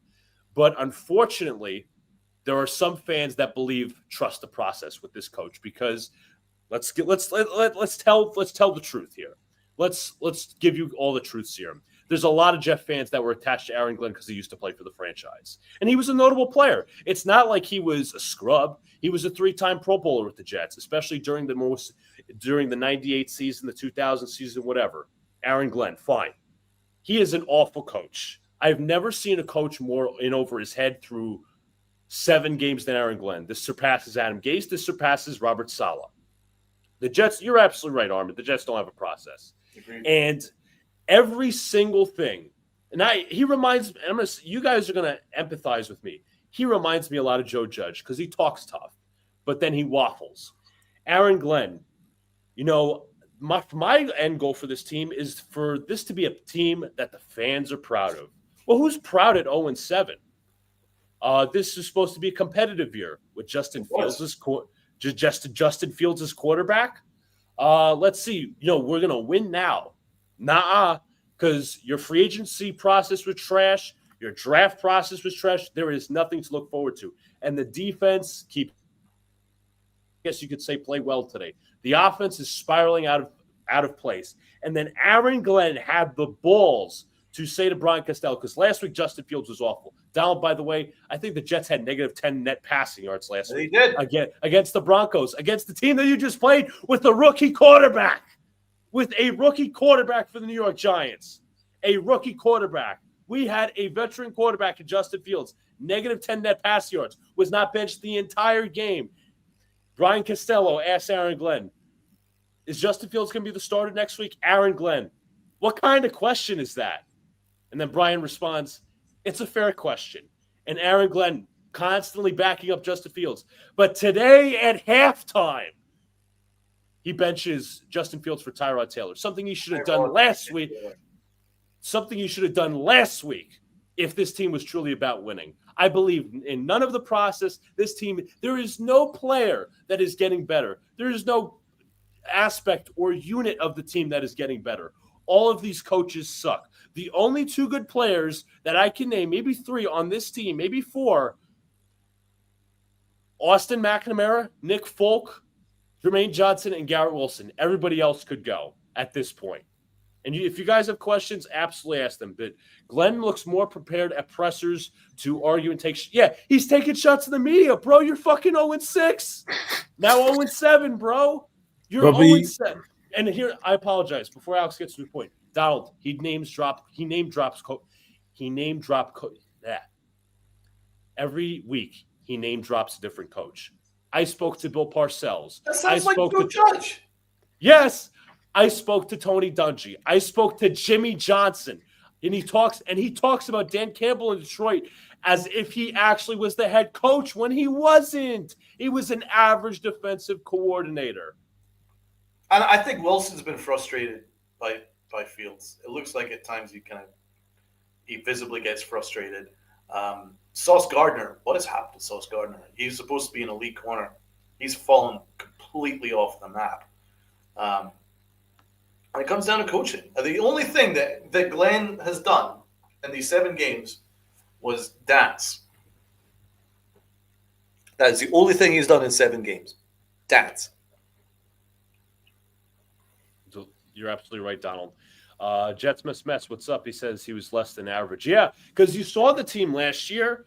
Once the key players got hurt, like Hutchinson and all, they got 40 dropped on them by Josh Allen. And then in the playoffs, it was Jaden Daniels, a rookie quarterback. Coaching. Yes. Fields got Garrett Wilson hurt last week, but yep, it's honestly amazing because somebody said this to me, and this was about a life thing in general, but this relates to Jets. Just when you think it can get worse, it actually can. What about his fair weather accountability about benching some players, cutting some players? I don't know if you want me to list or you want to list those things. Well, he said after week 1, in which the Jets lost to the Steelers, a lot of errors. A lot of people took positives, including myself. But he said, if you're going to turn over the ball and cost us with penalties, you're not going to see the field for us. Meanwhile, Michael Clemens is still on this team. John Simpson's still on this team. Xavier Gibson was cut after week 1, which was reactionary because every fan knew that he was a problem last year and the year prior with fumbles. Isaiah Williams, who fumbled a kick return in week 4 against the Dolphins. Monday Night Football, by the way. Fumbled a kick return and fair caught a ball inside the 5-yard line is still on this team. So that accountability thing is a sham. And how about this? Usually you don't judge GMs or coaches in their first year sometimes, but how about those moves that Darren Muji has made? Brandon Stevens, Justin Fields is pretty much the star of that show. Let me say this for the record, and this might be my final bit. You guys could ask questions, obviously, you guys in the chat, you and Donald. This is so bad. I'm never usually a guy that says fire a coach after year 1. But this kind of equates to what I was talking to you guys about. Making sure your coach is competent enough to pick a quarterback, because you have to grow with that quarterback. You have to allow that quarterback to develop. You have to allow the quarterback to see one system, at least one consistent system. I am not confident in allowing Aaron Glenn or Dan Muji draft a quarterback next year. A, selecting who their quarterback is. B, developing it, because I do not want a scenario next year where you have to fire the coach midseason because of how incompetent he is. In my opinion, I said it earlier, after this year, the way things are going, and by the way, 2-3 meaningless wins won't do shit. Fire Aaron Glenn, fire Darren Muji. I am calling John Gruden, Mike McCarthy, or Cliff Kingsbury. If John Harbaugh squeeze is available, I would absolutely do that. You need a proven offensive, experienced head coach. No more coordinators, whether it's defense or offense. This team is so bad, elite in the shitter, that I don't think players believe what their coach is saying anymore. He's just talking in circles at this point. But well, to be honest, dude, we could rewind and go back to Boys in the Big Apple 2-3 years ago, 3 years ago. You had the same conversation. We need a new coach and you name all these really good coaches. Dude, they're not going to go to the Jets. Look at your ownership. Your ownership is a big freaking problem, man. They don't want to. Ownership doesn't want to be better. They don't want to be better, and the players and good coaches and all that stuff are going to be afraid to go near that coaching staff and that ownership. Sorry, because it's got a horrible reputation around the league. Horrible reputation. It's got one of the worst reputations in New York sports, and it's going to scare away a lot of talent. I mean, listen, nobody wants to coach under Brian Dable. People talk, right? People fucking talk. So it's not a good situation, man. Like, ownership has always been the big problem. And it's, I mean, you saw how Aaron Rodgers is like, oh, I'm just so glad to just beat the Jets. Oh my God. It's just like players leave and they're like, they just want to stick it to you. You know what I'm saying? Like, Bill Parcells wanted to stick it to you after he left the Jets. I mean, friggin' Belichick hated the Jets after he left the Jets, and he wanted to force it to stick it to you guys. It's been a problem for decades, and I don't know how it's going to get better. This seems to be the Jets, I'm afraid. Now, listen, I completely agree. The ownership is the problem, and here's the thing. Miz's friend, Miz was in the chat earlier. His good friend Buko is like, only the Jets can hire defensive coordinators, first-time head coaches, first-time defensive-minded head coaches every cycle, and constantly get worse at it. Yep. Bowles, Saleh, now Glenn. And before Bowles, it was Rex Ryan. And before Bowles, before Rex Ryan, it was Mangini. And before Mangini, it was Herman Edwards. It was the same thing because it comes down, and Donald, I don't know if you know this, Aaron Glenn is the most highest paid coach by this ownership in terms of how many coaches they've paid over the years. Aaron Glenn is earning something like $9 to $12 million a year just to be 0-7. I'm not doing that correct, but it stands. It stands. 0-7. He is 0-7, but the ownership of this trash organization is paying him the most they've paid out of any coach. And I said this. They could have had Harbaugh. They could have had Peyton. And let me tell you something. Donald, I agree with your point about ownership. But it comes down to – because let's just say the Jets go 0-17 or 1-16 or 2-15, whatever. Number one pick, lot of cap space next year, and plenty of draft picks. And there are some pieces on this team. Put aside ownership.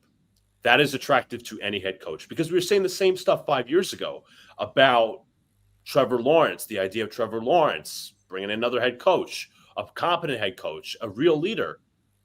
The number one pick is the key marketing tool for a head coach. And I get it. It's not always about the number one pick. Just if you want quarterback, you want trade back, it's also all about money. If I know Woody Johnson and if I know him well, he's not going to fire this coach after the year. Glenn is getting $12 million. Thank you, Armand. He's not going to fire Aaron Glenn after the year because he's going to say, I'm paying this guy $12 million. Do I really want to be paying 2-3 head coaches? Because he's still paying Saleh. He's paying Saleh. He's paying Aaron Glenn. Woody is very cheap. And it's also to the point that Woody meddles in the organization when he shouldn't. And that's a similar problem to Mara. But Woody thinks he knows football. He doesn't. That's the problem. And then he looks to these firms. And this is the same problem with you guys. You guys don't have a president of football operations, and neither do we. We really could use one to separate the business side and the sports side, the football side. We don't have that. That is the issue. And I think Woody Johnson, in my opinion, I hope I'm wrong, will say, I'm paying this guy $12 million. I'm still paying Sal on top of him. How many coaches do I really want to pay? I'm going to give this guy another chance because he's a Jet. He was a former Jet. Dude, next offseason, you're going to be going back in time to the offseason that you had when you drafted Sam Darnold. It's very similar, because you were like, "Oh, we're going to get one of the best. We're going to get the best quarterback in the draft. We're going to be fine." And what did the coaching staff do to Sam Darnold? Sam Darnold started to see ghosts, and then he fell apart, and he had to be rebuilt by another coaching staff. Over in Minnesota and now Seattle. So he had to be rebuilt due to the damage that was done to Sam Darnold. Look at the damage that was done to Daniel Jones. He had to be rebuilt partly by Minnesota and now in Indianapolis. Get his confidence back. That's what bad coaches do. Bad coaching staff, bad ownership, bad organizations. It doesn't matter who you pick. You could you could get the next fucking Peyton Manning, but if the whole organization is a dumpster fire, you're not going to get the most out of them, and that quarterback will be better off in another organization. It's a lot of it comes down to coaching and solid ownership, solid front office. You need that, and it's been the same problem with the Giants, as you've known, and it's the same with the Jets. This is just like a reoccurring thing. Absolutely, and this is I'll try to end off my segment here. I know Alex has a question or a put in.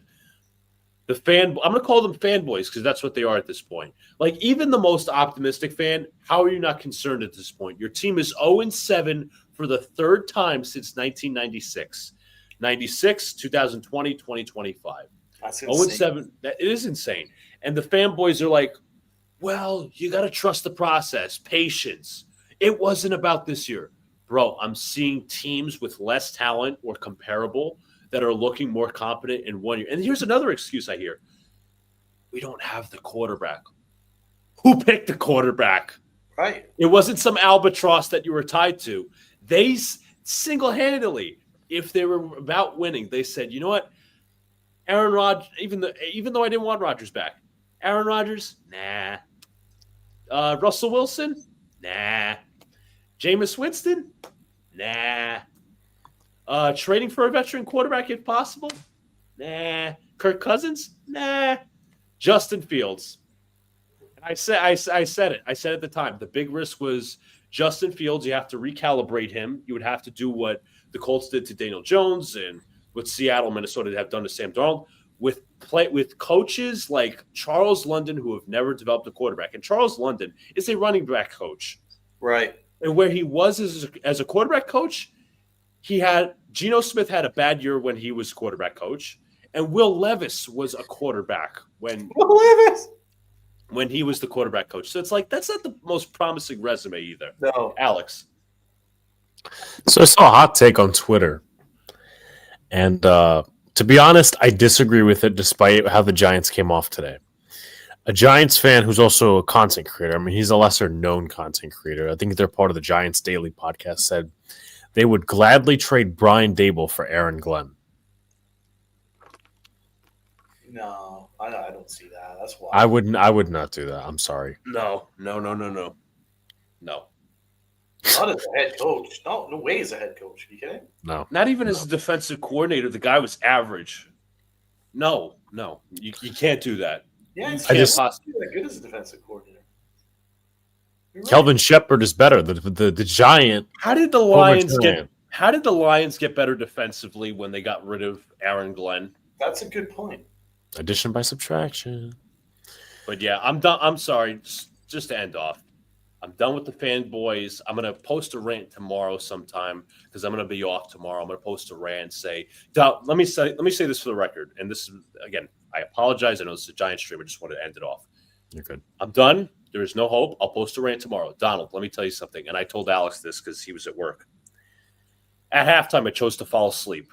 I chose to go to sleep because I've been up since 5 a.m. I chose to go to sleep. I was like, this game is boring. I'm learning nothing. It's the same old, same old. I'm going to sleep. I said I will prep for the Giants game because you know what? That's going to be more exciting. You're right, because you're learning nothing. Because what are you learning? You're not developing Justin Fields. You don't actually have a purpose right now. You're just playing it out.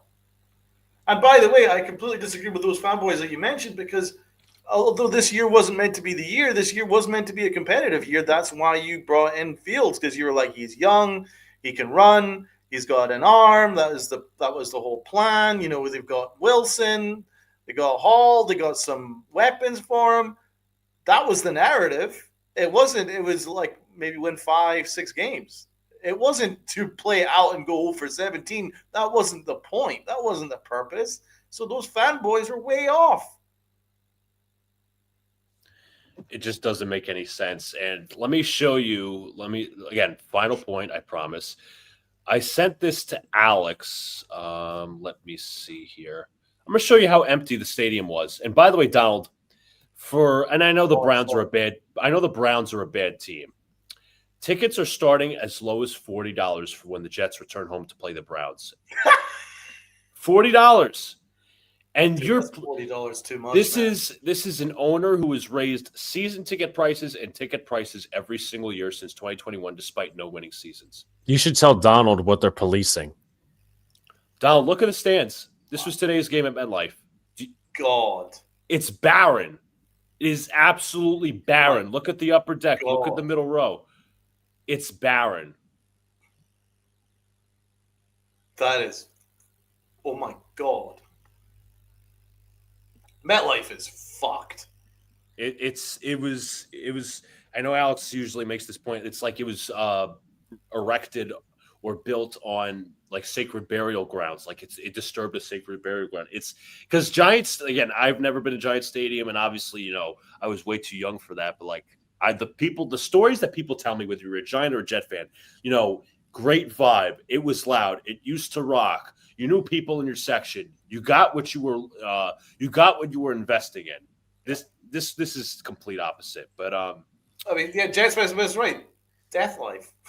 Death Life Stadium. Isn't that what Odell Beckham called it? Yeah, he did. Because he tore his ACL on it, and so many other players. And obviously, our owners are too cheap to put in grass or at least some sort of AstroTurf. But regardless, Donald, this was, I think, like week 2. A member of Jet Nation, which is a known YouTube channel, was reportedly banned from MetLife Stadium because Jet Nation, they do tailgates, and you have to pay for, some of them you have to pay, obviously. I don't agree with it, but I understand it. If you're doing it for charity or whatever, okay. You pay for your food, you pay for alcohol. The Jets saw that as competition and say, hey, you're banned. For running a tailgate like that, you're banned. NJ Police stopped them. They said, you're not going inside the stadium. And apparently, this is people, not many people, like one person came to defense and say, hey, you know what? This is more New Jersey police. If this was such law, why was this not enforced years ago? It just seems petty. It's absolutely petty because there's other people that sell alcohol. And because here's the thing, Donald, you need a liquor license. You're a private business inflicting on private property. That's what they say. Wow. Tailgates have been forever. Yeah. This is what happens. This thing's fucked, man. What a mess. That is my end. And I'll say this final thing. I apologize. In the words of Joe Beningo, and I'm going to mix it up a little bit. Legend. With different things. WFAN legend Joe Beningo. You can change the coach. You can change the general manager. You can change the uniforms. You can change the font on the uniforms. You could change the stadium lights. You could change the lunchroom. Again, I'm adding some things. You can change the lunchroom. You could change the color of the practice facility. Yep. You could change the windows in the practice facility. You could change the quarterback. You could change the ball boy. You could change the cheerleaders. You could take away the cheerleaders. It is the New York Jets, and the results will never change. It's like that's mic drop. Bad mic drop. That was me. Very good mic drop. Yeah, very good. All right. So I have a question, and I guess Luca could input as if he was a Giants fan. From a Giants perspective, at how many wins, and let's not be unrealistic here, at how many wins would you say, okay, it's okay to keep Brian Dable? Or you could say, I don't want to keep him at all. Here's who I want as my OC, DC, and head coach.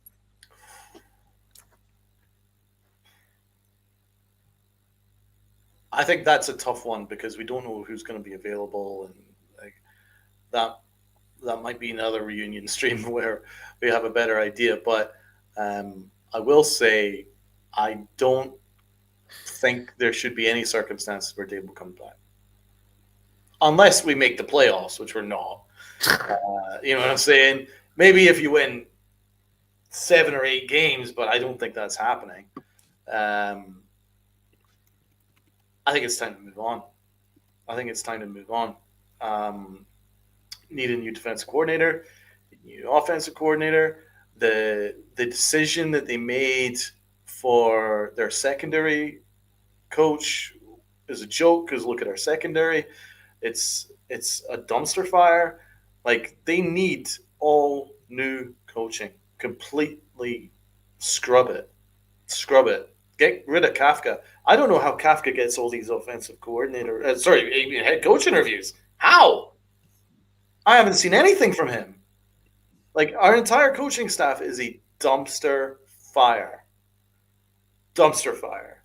And I don't think there should be any circumstances that they come back. Now, I do think that Dable is a very good offensive mind. I think he's very talented. I think he's good with quarterbacks. I think he's smart. I think he knows his shit. But as a head coach, I think he just doesn't have the temperament to be a head coach. Now, I love fire. Don't get me wrong. But Tom Coughlin had fire, but it was always channeled in order to be motivational and to play smart and to be smart. Brian Dable has the fire, but he doesn't know how to channel it. And it just comes across as losing control and acting like a complete maniac. And that's where that's kind of like the breaking point. You know what I'm saying? It's like that's where it falls apart. Like there's things that make Dable a good coach, and you're like, shit, there's a good coach there. And that's why I don't altogether hate him. Like, you know what I'm saying? Like Joe Judge to his ass, horrible coach. You know what I mean? I've seen some really bad head coaches. McAdoodle, fucking terrible head coach. But Dable has little aspects to him. You're like, damn, there's a good coach in there. He just needs to channel it, but he can't channel it, and he always loses his shit. And that's why I can't trust it. I think he's an offensive coordinator. I think he's a career offensive coordinator. So what I'm going to do is I'm hiring John Gruden. Now, whether John Gruden's I'm probably going to go John Gruden head coach. But if you would accept the offensive coordinator role, all the better. But I would have John Gruden in there to be the next mentor for Jackson Dart. But it needs to be one hell of a defensive coordinator. He needs to be fucking good-ass DC. And we're not going to get one if Dable is employed because nobody wants to work under Brian Dable. That is a fact. That's why Shane Bowen stayed. The Giants would have moved on from Shane Bowen if they could have actually enticed a defensive coordinator in this cycle. But nobody wants to work under Brian Dable and Joe Shane. Not after Hard Knocks. Definitely not after Hard Knocks. And Hayes is right. Bring back Wink. And by the way, you know why you should be trusting me and Alex here and Luca? Because we were the ones that were saying, while everyone was like, oh, fuck Wink, bro, Dable. We were the only ones that were like, nope, don't like this. Nope, there's something not right here. While everyone was like, and all the big ones like Talking Giants were like, yeah, fuck Wink, fucking hate him. While we were like, nope, there's something not right here. And we were right. So I'd say 7 wins. And my opinion is subject to change. I say 7 wins is like, okay, you could kind of bring back Brian Dable. But it's very hard to convince me after this type of game that he should be brought back. And someone, again, brought up those examples, Caleb Williams and Drake May in year 2. They're succeeding, right? So my offensive coordinator would definitely be Mike McDaniel. He's not a leader of men, but he's a coordinator. Oh, it could be a good offensive coordinator. Comes from a very good tree. DC, I think you could be having a pick of the litter. Here's why, right? If you go to the Tennessee Titans, you could get your pick in Denard Wilson. However, you see that I know the Giants wanted him before until they got Shane Bowen. Well, because Denard Wilson's going to be free because of the new regime. That's going to be exactly Tennessee. You could pick Anthony Weaver, who their pass defense in Miami is pretty good. You could, let's see. If he is fired, I don't know that he will be. You could pick possibly Jonathan Gannon as your defensive coordinator. The Browns, if he is actually willing to jump again, you could pick Jim Schwartz as your defensive coordinator. He was actually in the head coaching search in 2018 before they hired Pat Shurmur. Hell of a So coach. he could be a guy. My thing is, I don't know if Gruden and McDaniel would run the same system. I don't think they would. But, I mean, that would be a... You're right, because what the key is we need to have someone that runs a similar system to Dable so that Darnold's comfortable. Right. So, I mean, McDaniel might be a good fit. I just don't see him as a head coach. No. I would not. I would definitely not. No. He doesn't look like a coach for New York. He looks weird and he looks a little bit. He's a nerd. He's a little bit of a nerd, and he just doesn't. He doesn't show any power, passion. He's socially awkward. He seems like he's like that socially awkward nerd in school. Very good offensive coordinator, though. Yeah, good mind, and he's getting undone by Tua. Yeah, I think the Giants need somebody with experience this time around. And I know it's not going to be if there was a case where this guy got fired, which is probably not going to happen. You lay down on your hands and knees on that red carpet for John Harbaugh. You lay down on your hands and knees, my opinion. Do you think Harbaugh's going to be available? No. I think the Ravens have a little bit more patience, but if it gets to a point where you say, hey, where they say, hey, we're not going to keep you, which I still think would be I think their defense is just fucking trash. It's also the injury to Lamar Jackson that didn't help. Yeah. That didn't help neither, but I mean, Evan, Bill Belichick. Yes. He needs to break up with his girlfriend though. Yeah. I mean, that North Carolina experiment's not going to last too long. I have a feeling he's going to be bought out. There's no way he's lasting more than a year there. Oh no, that's cooked. That's already done. Like I think they even know it. Yeah, that's the problem was Belichick is getting controlled by his teenage girlfriend. She's running the fucking show over there, and yeah, I want nothing to do with him unless he breaks up with his girlfriend because that dude's coaching ability is going way out the window right now. I mean, I don't want any to be. This is. I don't know. I don't think it's a hot take, but I know my friend Miz is a huge Bill Belichick fan. I don't want anything to do with him at all, actually, because he couldn't scout talent in the last few years in New England. He shows you what his coaching can do at the college level right now. And being that he can't scout talent, he can't be a president of football operations.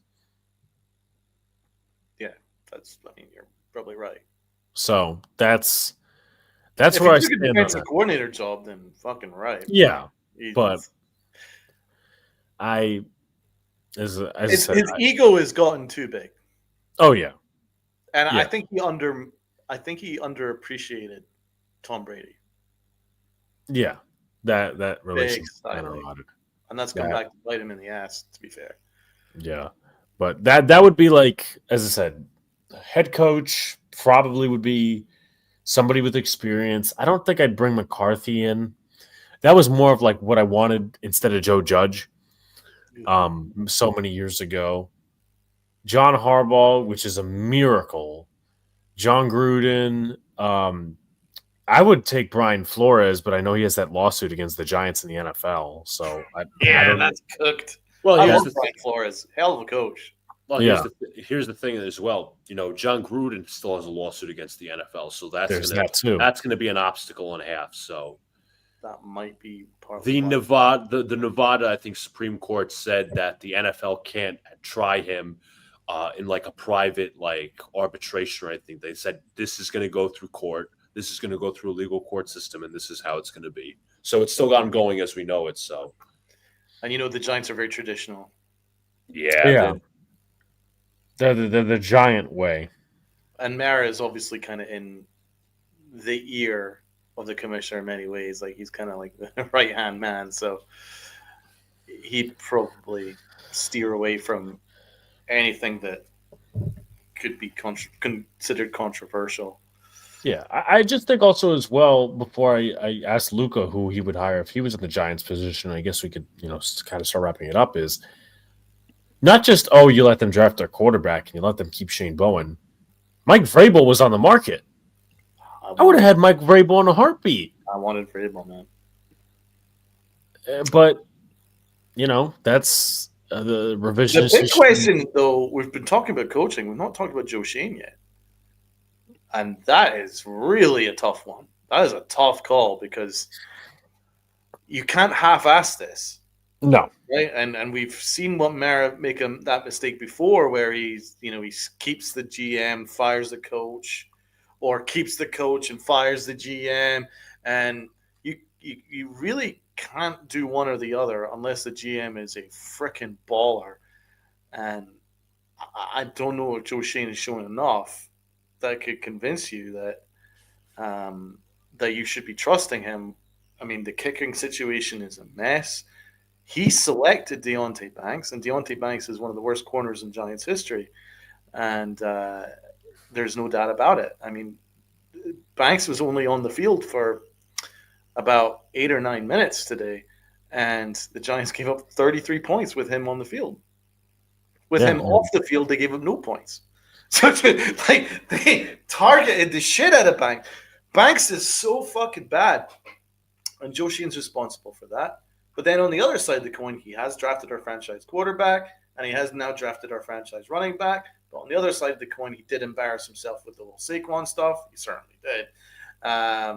And he kind of embarrassed the Giants organization universally with the way that he spoke to agents and just made a complete clown of himself in Hard Knocks.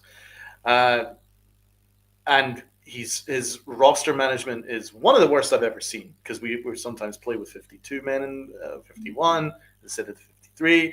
Like he mismanages shit. He doesn't know what's going on. It's bad. So Donald, I hate to interrupt you, but I brought this up to Alex a few weeks ago. This was amidst the Giants losing. So I don't remember what podcast, and I saw this on my Twitter. I was like, wow, this is an interesting point. Go back to that 2023 class and tell me that it's not one of the worst draft classes that you've ever seen in franchise history. Yeah, pull it up. You know what? Yeah, I'll do that. But can I quickly give my coaching picks, Alex? Yeah. So, defensive coordinator, you guys just faced him. He wasn't the DC, but he was the secondaries coach. He was also a really damn good DC in college. Guaranteed, obviously, it depends how it plays over in NFL.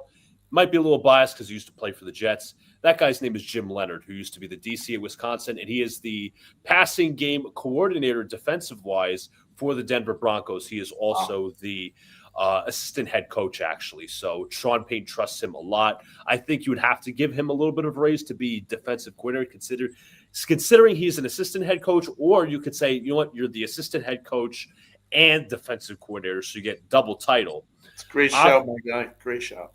Offensive coordinator. I like the Mike McDaniel idea. Obviously, we just mentioned I think he's a really good offensive mind if you put talent around and can scheme up different things. He's, as I said, he's like that nerd in school that's really socially awkward, but he's a genius. Yeah. So he's probably my OC. Gruden's not a bad shout. It obviously depends on what you guys want. Do you want an experienced head coach? Do you believe it's bad enough where you desperately need an experienced head coach? Let me ask you this. Would you guys, with a guy like Jim Leonard, let's just say, what if you guys go the youth movement? How would you guys feel if you guys, and he was a former head coach, experienced head coach. I'd say his record wasn't great, but if he brings on a guy like Leonard and runs a similar system to Mike McDaniel, would you guys be interested in Cliff Kingsbury? As a head coach? Yes. Not as a head coach. Not as a head coach? Okay. So I'll amend that. I like him, again, as a coordinator. There's certain guys that I believe are good coordinators that I just don't have that extra thing as a head coach. I think Dable's one of them, and I think Kingsbury's another.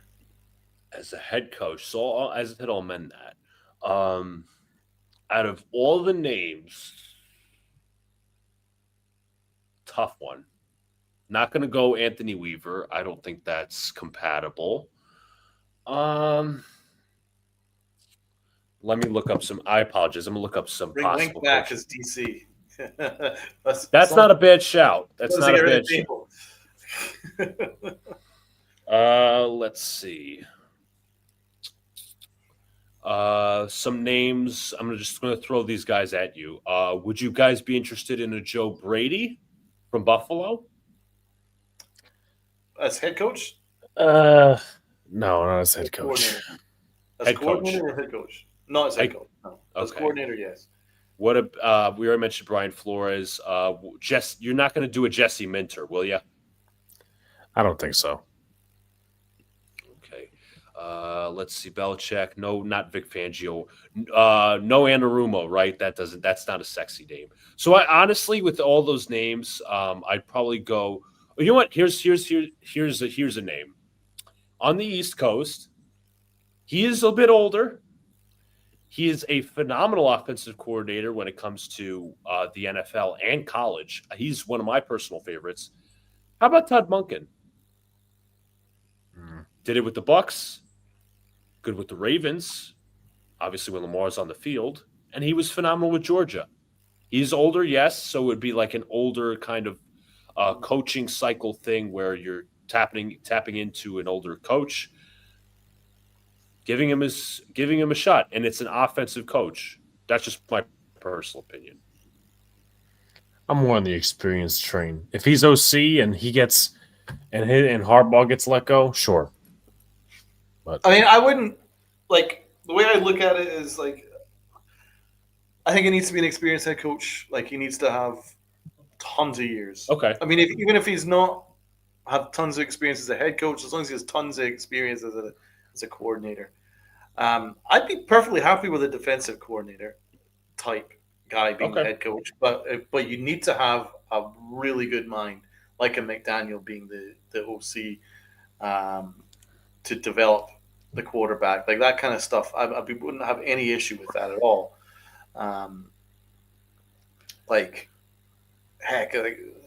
But you never know, like what could happen, because sometimes there's some stupid firings that are completely come out of nowhere, and you're like, shit, that guy got fired, you know? Absolutely, So, like I hate to Vrabel, interrupt, for instance. So, like, who knows what would happen? Like maybe Todd Bowles gets fired, and I'd be like, shit. Ooh, I as a Jet fan, I would not suggest Todd Bowles, but I'll say this: really good. I think he's a really good coach, man. I think he got better with the talent around him, but I don't think he's a coach that's going to take you all the way. But I'll say this: what about if he gets fired? I'm going to ask Alex. I know my boy Vinny was considering this as a Jets name.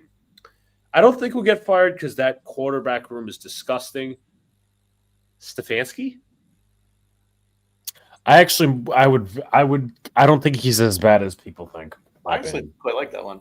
If he gets fired, I would suggest that Stefanski, McDaniel, and then I suggested him last year, Stefanski, actually. Yeah, that's a decent suggestion. I'll leave that as that, if possible, Kevin Stefanski. But to segue into one of the worst Giants draft classes of all time. Oh no. Round 1, pick 24. You remember you traded up one spot for Deontay Banks, if you guys remember that. And wasn't the only trade up in that draft. The Giants at number 57, so round 2 would select John Michael Schmitz. You guys were excited as hell for that pick, and I remember that, and I always taunt Alex with that, whatever. Yeah. Then you guys traded, what's this? A 4th and a 3rd for Jalen Hyatt. That was a trade up to 73. Not to mention this. Oh, this is a pick from the Chiefs. Whatever. Let's go to round 5. From Oklahoma, 172nd overall, 5th round, running back Eric Gray. I said it when it was Senior Bowl. When it was the Senior Bowl, what did I say? I said this dude looks slow. And guess what? At 200, and again, 6th round here. From Old Dominion, 209th overall, from the Chiefs in the Kadarius Toney trade. Cornerback, Old Dominion, Trey Hawkins III. I mean, I thought he did decent last year in when he subbed in, but I mean, he probably would have been better than Deontay Banks, but he was still a garbage can. That's true. Yeah, it was actually better than Deontay Banks. That's true. It's not a bad shout. Round 7, you have 2 picks. 243rd overall out of Oregon. Nose tackle Jordan Riley. Yeah, he didn't do shit. He's horrible. And then at 254, 7th overall, compensatory pick. I don't know from who. But this was Javarius Owens. Awful. Just remember, I'll say this for the record too. There was a 6th round pick in this draft that was traded to the Houston Texans for Keon Crossan. I think that was done in 2021 as a part of the Joe Judge era. A special teamer. Yes, 2021. This was Joe Judge. The Giants traded a 2020. Let me see this.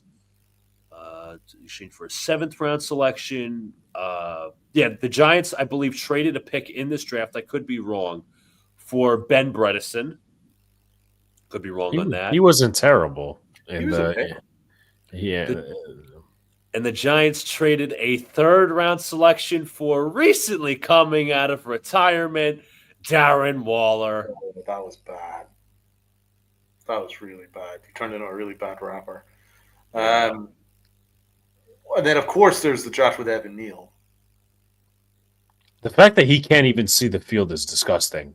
Do I have to go into that Deontay draft? Banks can see the field, not Evan Neal. Do I have to go into that draft? I don't have to. Go for it. Yeah, why not? All right, let's go back to Joe Shane's first NFL draft. 2022. You haven't recovered from it, to be fair. No, you have not. He had to hit, and he didn't. All righty, let's go into the draft class. First round, 4th overall. Let me make sure my numbers are right. 5th overall, from Oregon, defensive end Kayvon Thibodeau. He's turned into an above average, but not 5th overall. There, but not for 5th overall. That's kind of the way I view it. We just meant B selection, like a B, maybe B plus, maybe B minus, B plus. What would you grade it? What would you grade that pick? I'd say B plus. Yeah. It's only this year he's starting to come up a little bit. Yeah, and what would you grade it as? I'd say a B or a B plus. Evan wants to bring it back real quick. Remember when the Giants traded for Billy Price? Oh, they traded B.J. Hill, who was a run stopper. Because Joe Judge had Danny Shelton above him. Just an idiot. Just Just to go back to the 22. Hell of a player, man. 22 draft. Now, the Jets actually traded up for Breece Hall, so the Giants used those assets to trade back. Fair. With the 43rd overall selection, the Giants drafted out of Kentucky wide receiver Wan'Dale Robinson. What would you grade that one? He's a good gadget receiver. He's not worth a 2nd round pick. So he's like a Pickens. C. I mean, no, he's not Pickens. We could have taken Pickens. What would you have given it, Alex? What would you give it? Give it like a B. Because the funny thing is, he's actually one of the only contributing members of that draft class, along with Thibodeau and maybe Flaw. And what does that say? Not a lot. I don't think there's much upside with him, but he's shown more than I gave him credit for. I think he's shown a bit of toughness this year, and he's really helped out Dart. He's not really let him down, while others have, and he hasn't. So I'm going to give him a B. I think last year I would have given it a C. Now I'm giving him maybe a B plus. Obviously, we know that it's a flat F minus for Evan Neal. That's a Z. A Z is much better. Yeah, a Z for Evan Neal. Like, you can't recover from that, though. You have to hit. At worst, you have to have someone that is an above-average football player in the top 10 pick. You can't have someone who is unplayable. You can't survive that as a GM. You can't. It's unsurvivable. By the way, a good point by Evan. Obviously, yes, he brought up the Billy Price trade. The Giants actually traded a seventh and B.J. Hill to the Bengals for Billy Price. So That's even worse. that's even worse. Anywho, you guys are gonna love this pick. 67th overall from North Carolina, offensive guard / offensive tackle, 3rd round, Josh Zudu. I fucking hated him. I hated him from the start. F. F. I like that. I hated him when I was scouting him. I hated him. I was like, this guy is so ass. Please no. Oh, they took him. Great. F plus. F plus. F. That was awful. Oh, Marcus McKeithen. Oh, we're getting there, baby. Oh yeah, we're getting there. We're going down the list here. 81st overall. Donald wasn't really high on this pick, I remember. From LSU, cornerback, still in the team, Cordell Flott. He's having a good year this year. Yeah, I agree. What would you give him? Because I mean, I wasn't a big fan of him, but he's actually our only functioning corner right now. So Probably like a B. B plus. yeah, maybe a B plus. There was something there with Flaw. There was a little bit of upside with him. So yeah, I'll give him the benefit of the doubt with that one. So the 110th pick you traded to Baltimore for Bredesen Fine. Actually caught himself a touchdown today from San Diego State, Daniel Bellinger. I like him.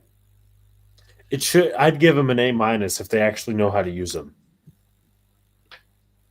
He's Just actually like a legit tight end, but I don't know what the coaching staff's issue with him has been in the past because he's so much better than Theo Johnson. It's not even funny. I say like a B plus. Keep it. Yeah, there. absolutely. They've kind of wasted him. I mean, he could have been an A if they knew how to utilize him. Yeah, good point. Yeah, decent selection there. They really wasted him. It's a shame. 114th overall out of Iowa, safety. 100 from the 4th round, Dane Belton. C. I agree. Maybe go C minus there. He's actually been better this year, but again, he's not good. Linebacker out of Indiana. This is the 5th round, 146th overall. Acquired. This pick was acquired from the Jets trade back. Linebacker out of Indiana, unfortunately, currently hurt, Micah McFadden. I'd give him an A. I like him. Give it a solid B. I'd give it an A. All right. Moving to, you're not going to like this pick. The next pick after from Arizona State, nose tackle, DJ Davidson. F. G. HIJKLMNOP.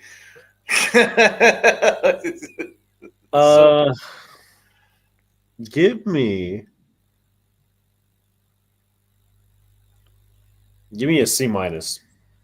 Oh, really? Actually, no, that's doing it justice. That's a lot of That's D plus. Okay. Luca, what would you give it? F. I don't think he's notable in any way. Terrible player. And Evan just remarked on this pick, Marcus McKeithen. Z. Yeah. Why? Z. Z. Why? I like that. Why? Why did you pick him? Exactly. Why did you pick him? And 182nd overall, 6th round. Unfortunately, got hurt in his first year. Linebacker out of Cincinnati, Darian Beavers. Yeah, that's flunked F. S for satisfactory. How is it satisfactory? Did he even see the field? Satisfactory would tell you that, like, okay, this guy was serviceable. How about you for unsatisfactory? Unsatisfactory. There you go. It's like on your report card, but that's the Joe Shane 22 and 23 draft classes. I'm actually having a good time with these draft classes. What was the next one? Because that wasn't actually, you know what? The latter part of it wasn't that bad. Unfortunately, he missed at the top part. Yeah. Do we want to evaluate the 24 class a year later, or is that too early? I think we should. I'm up for I say not 25. Let's do 24. That's what I said. Obviously, the first round pick is Malik Neighbors. We all know that.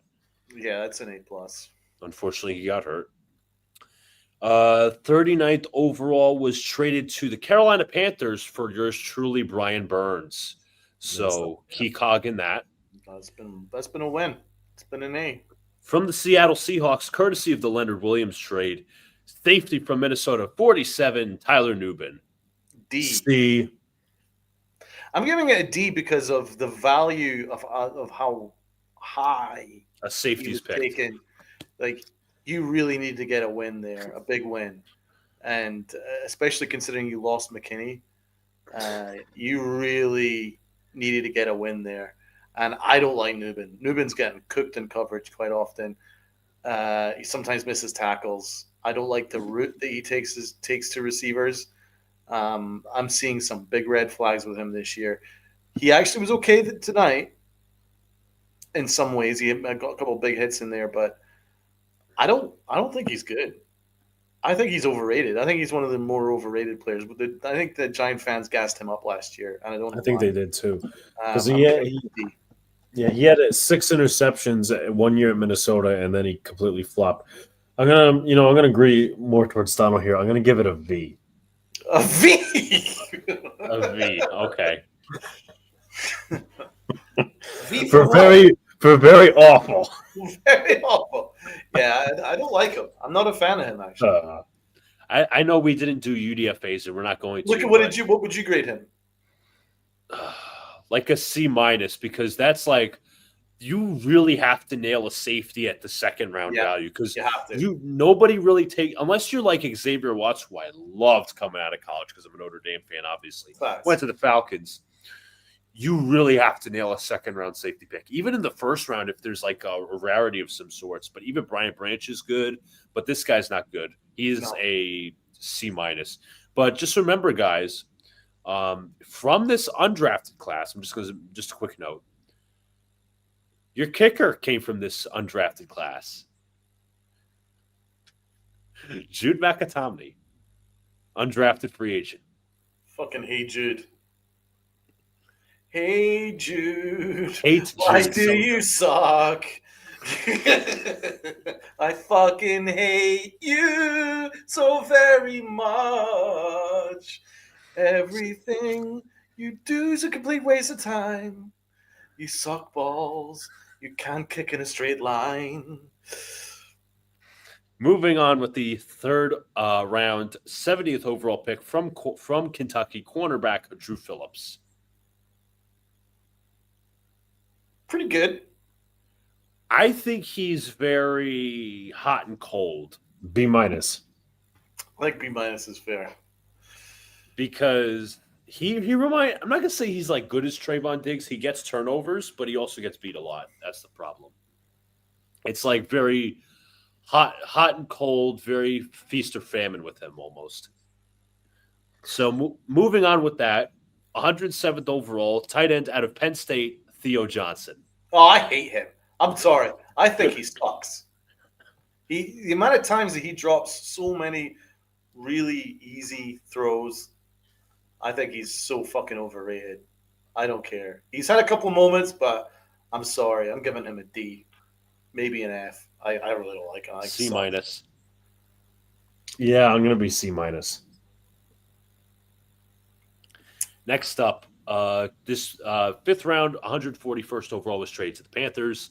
Next up, from Purdue, this was from the 49ers via the Panthers. I guess, yeah, might have been with the trade from Birds. The Giants get an extra pick back, whatever. 166th overall from Purdue, running back Tyrone Tracy Jr. He's okay. Yeah, B. Fifth round. He's the fifth round running back. Yeah, he's okay. I don't think he's as great as some Giants fans have guessed him up to be, but I think he's pretty good. I'm giving him a B minus. He's an S. He's an S for satisfactory. I think we could use the S there. He's solid. He has his moments. B minus. Alex loves this pick. 183rd overall out of UCLA, linebacker in the sixth round, Darius Muasau. I'll give him a T for trash can. Not a fan of him. No. I don't know, because he had a couple moments tonight, didn't he? Yeah, he might have had like a run stop or two. Yeah. He's so stiff. Maybe a C minus, a D maybe. C minus D. Yeah, you're probably right. Probably does suck because But it's a sick. he is playing kind of like a coverage linebacker now, and everything that we do in coverage is disgraceful. And he is taking over from Micah McFadden. He's better off his depth piece. But Yeah, he's a back end of the roster type guy, man. C minus D. and 7th round pick, you guys didn't select this. You traded to the Cardinals for Isaiah Simmons. That was such a wait. Oh yeah, no, that was he was good in Wink system, but Shane Yeah, Bowen. that was. I quite like the upside in that selection, but it had to be with a creative DC, and we don't have that anymore. So didn't hate it at the time, though. I thought it was a bit of a steal. It could have been a steal. Yeah, he just spits on the fucking canvas. He doesn't even draw. Yeah. I mean, that hasn't actually been a good draft. A lot of C's, a lot of D's. I don't think that's a success. Like Neighbors, big win. Phillips, a partial win. Tracy Theo partial. Johnson. I don't like Theo Johnson. Some people like him. Evan gives him a B. I think Newbin's the biggest disappointment. I really can't stand it. I hated that pick. I didn't even like it at the time. I just think this guy's a little overrated. I think there were better safeties out there. Yeah, that was a mistake. The problem is a lot of these drafts haven't been good. They're not. That one wasn't as awful as his first couple, to be fair. At least there's some kind of talent there, but not enough. But I think this past draft has been a big win. Like honestly, like Scattaboo, that's an A+. Jackson Dart, A+. Abdul Carter with a better DC, that would be an A+. So, I mean, I was going to say, even in limited time, you saw good things out of Marcus Bowe. Marcus Bowe, I really like him too. I'm excited. I think it's a really good selection there too. I agree. I like the defensive tackle. I think he's someone that has a little bit of upside. He was one of the better rated ones coming out of the draft. So I think there was some talent. I think he fucked up free agency, but I think it was a good draft. Yeah. So it's weird. He's a weird GM. He really is, because sometimes the way that he behaved with Saquon was a disgrace, but then to come out and get Scatterbo is an incredible steal. Do you know what I'm saying? Yeah. He's totally fucked up the quarterback situation, but then he's gone and gotten Jackson Dart. It was a great trade as well. That was a steal of a trade. So he's a weird GM. Do you know what I'm saying? Like, he's not flat out horrible. Like, there are some big wins there. He's just not consistent. Yeah. His roster management is actually worse than his drafts, I think. Yeah. Well, I guess we could start closing it out. And I will say this. It's good to know that on his comment after the game, Deontay Banks says the Giants were sick after the loss. Well, I'm sick every time he steps on the field, so that makes it equal. Yeah. But I guess we'll start with Donald on final thoughts. Well, you know what? That therapy section has cheered me up because I was a broken man 2 hours ago, and it's good to share it with my good friends here, and I hope we can do more of these streams in the future because love the boys in the Big Apple. Those were the best, absolutely the best, and the twins are the best. So much love to my brothers up there in Tennessee. Luca, are you going to be the one that closes it out, or you want me to close it out? I could you could close it out because this is formally your Big Blue in the Bronx stream. I'll obviously do the thing, but I just want to say real quick thank you to everybody in the chat. Quick plugs, real quick. Gangrene Chronicles, that's my Jets channel. 44 subscribers, we're growing fast. Tomorrow I'm going to release a rant on this inept franchise that I fell asleep halfway through the game because I didn't give a shit. Anywho, Knicks cast, the only team that could save us, the New York Knicks. Tomorrow night I will be hosting a preview show, season preview show, courtesy of collaborations with Lee Escobedo, who has written for The Guardian. He's also written for some articles for Bleacher Report, many different sites, talented writer, talented analyst. Also works with Nick of Time, and also as well Dylan Backer of Fireside Knicks and Empire Sports Media. Two phenomenal guests. Can't wait. And also on Wednesday, you will catch me and Donald calling Cavaliers Knicks opening night of what could be very special 2025-2026 New York Knicks season. So it is up to the Knicks once again to save us all. Well, I just want to thank everyone for coming out after a very emotional game. Obviously last week I decided to put this off.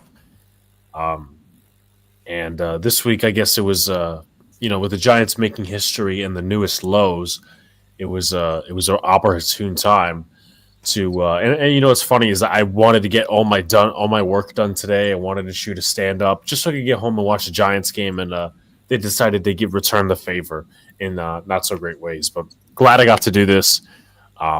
Appreciate every one of you guys. As I said, it's obviously a one-off. Maybe there are streams in the future. I can't say, but obviously my focus is my job. But I'm very thankful that Luca is doing his own content. Of course, that Donald was able to hop on and share some. I don't want to say grieving because nobody died.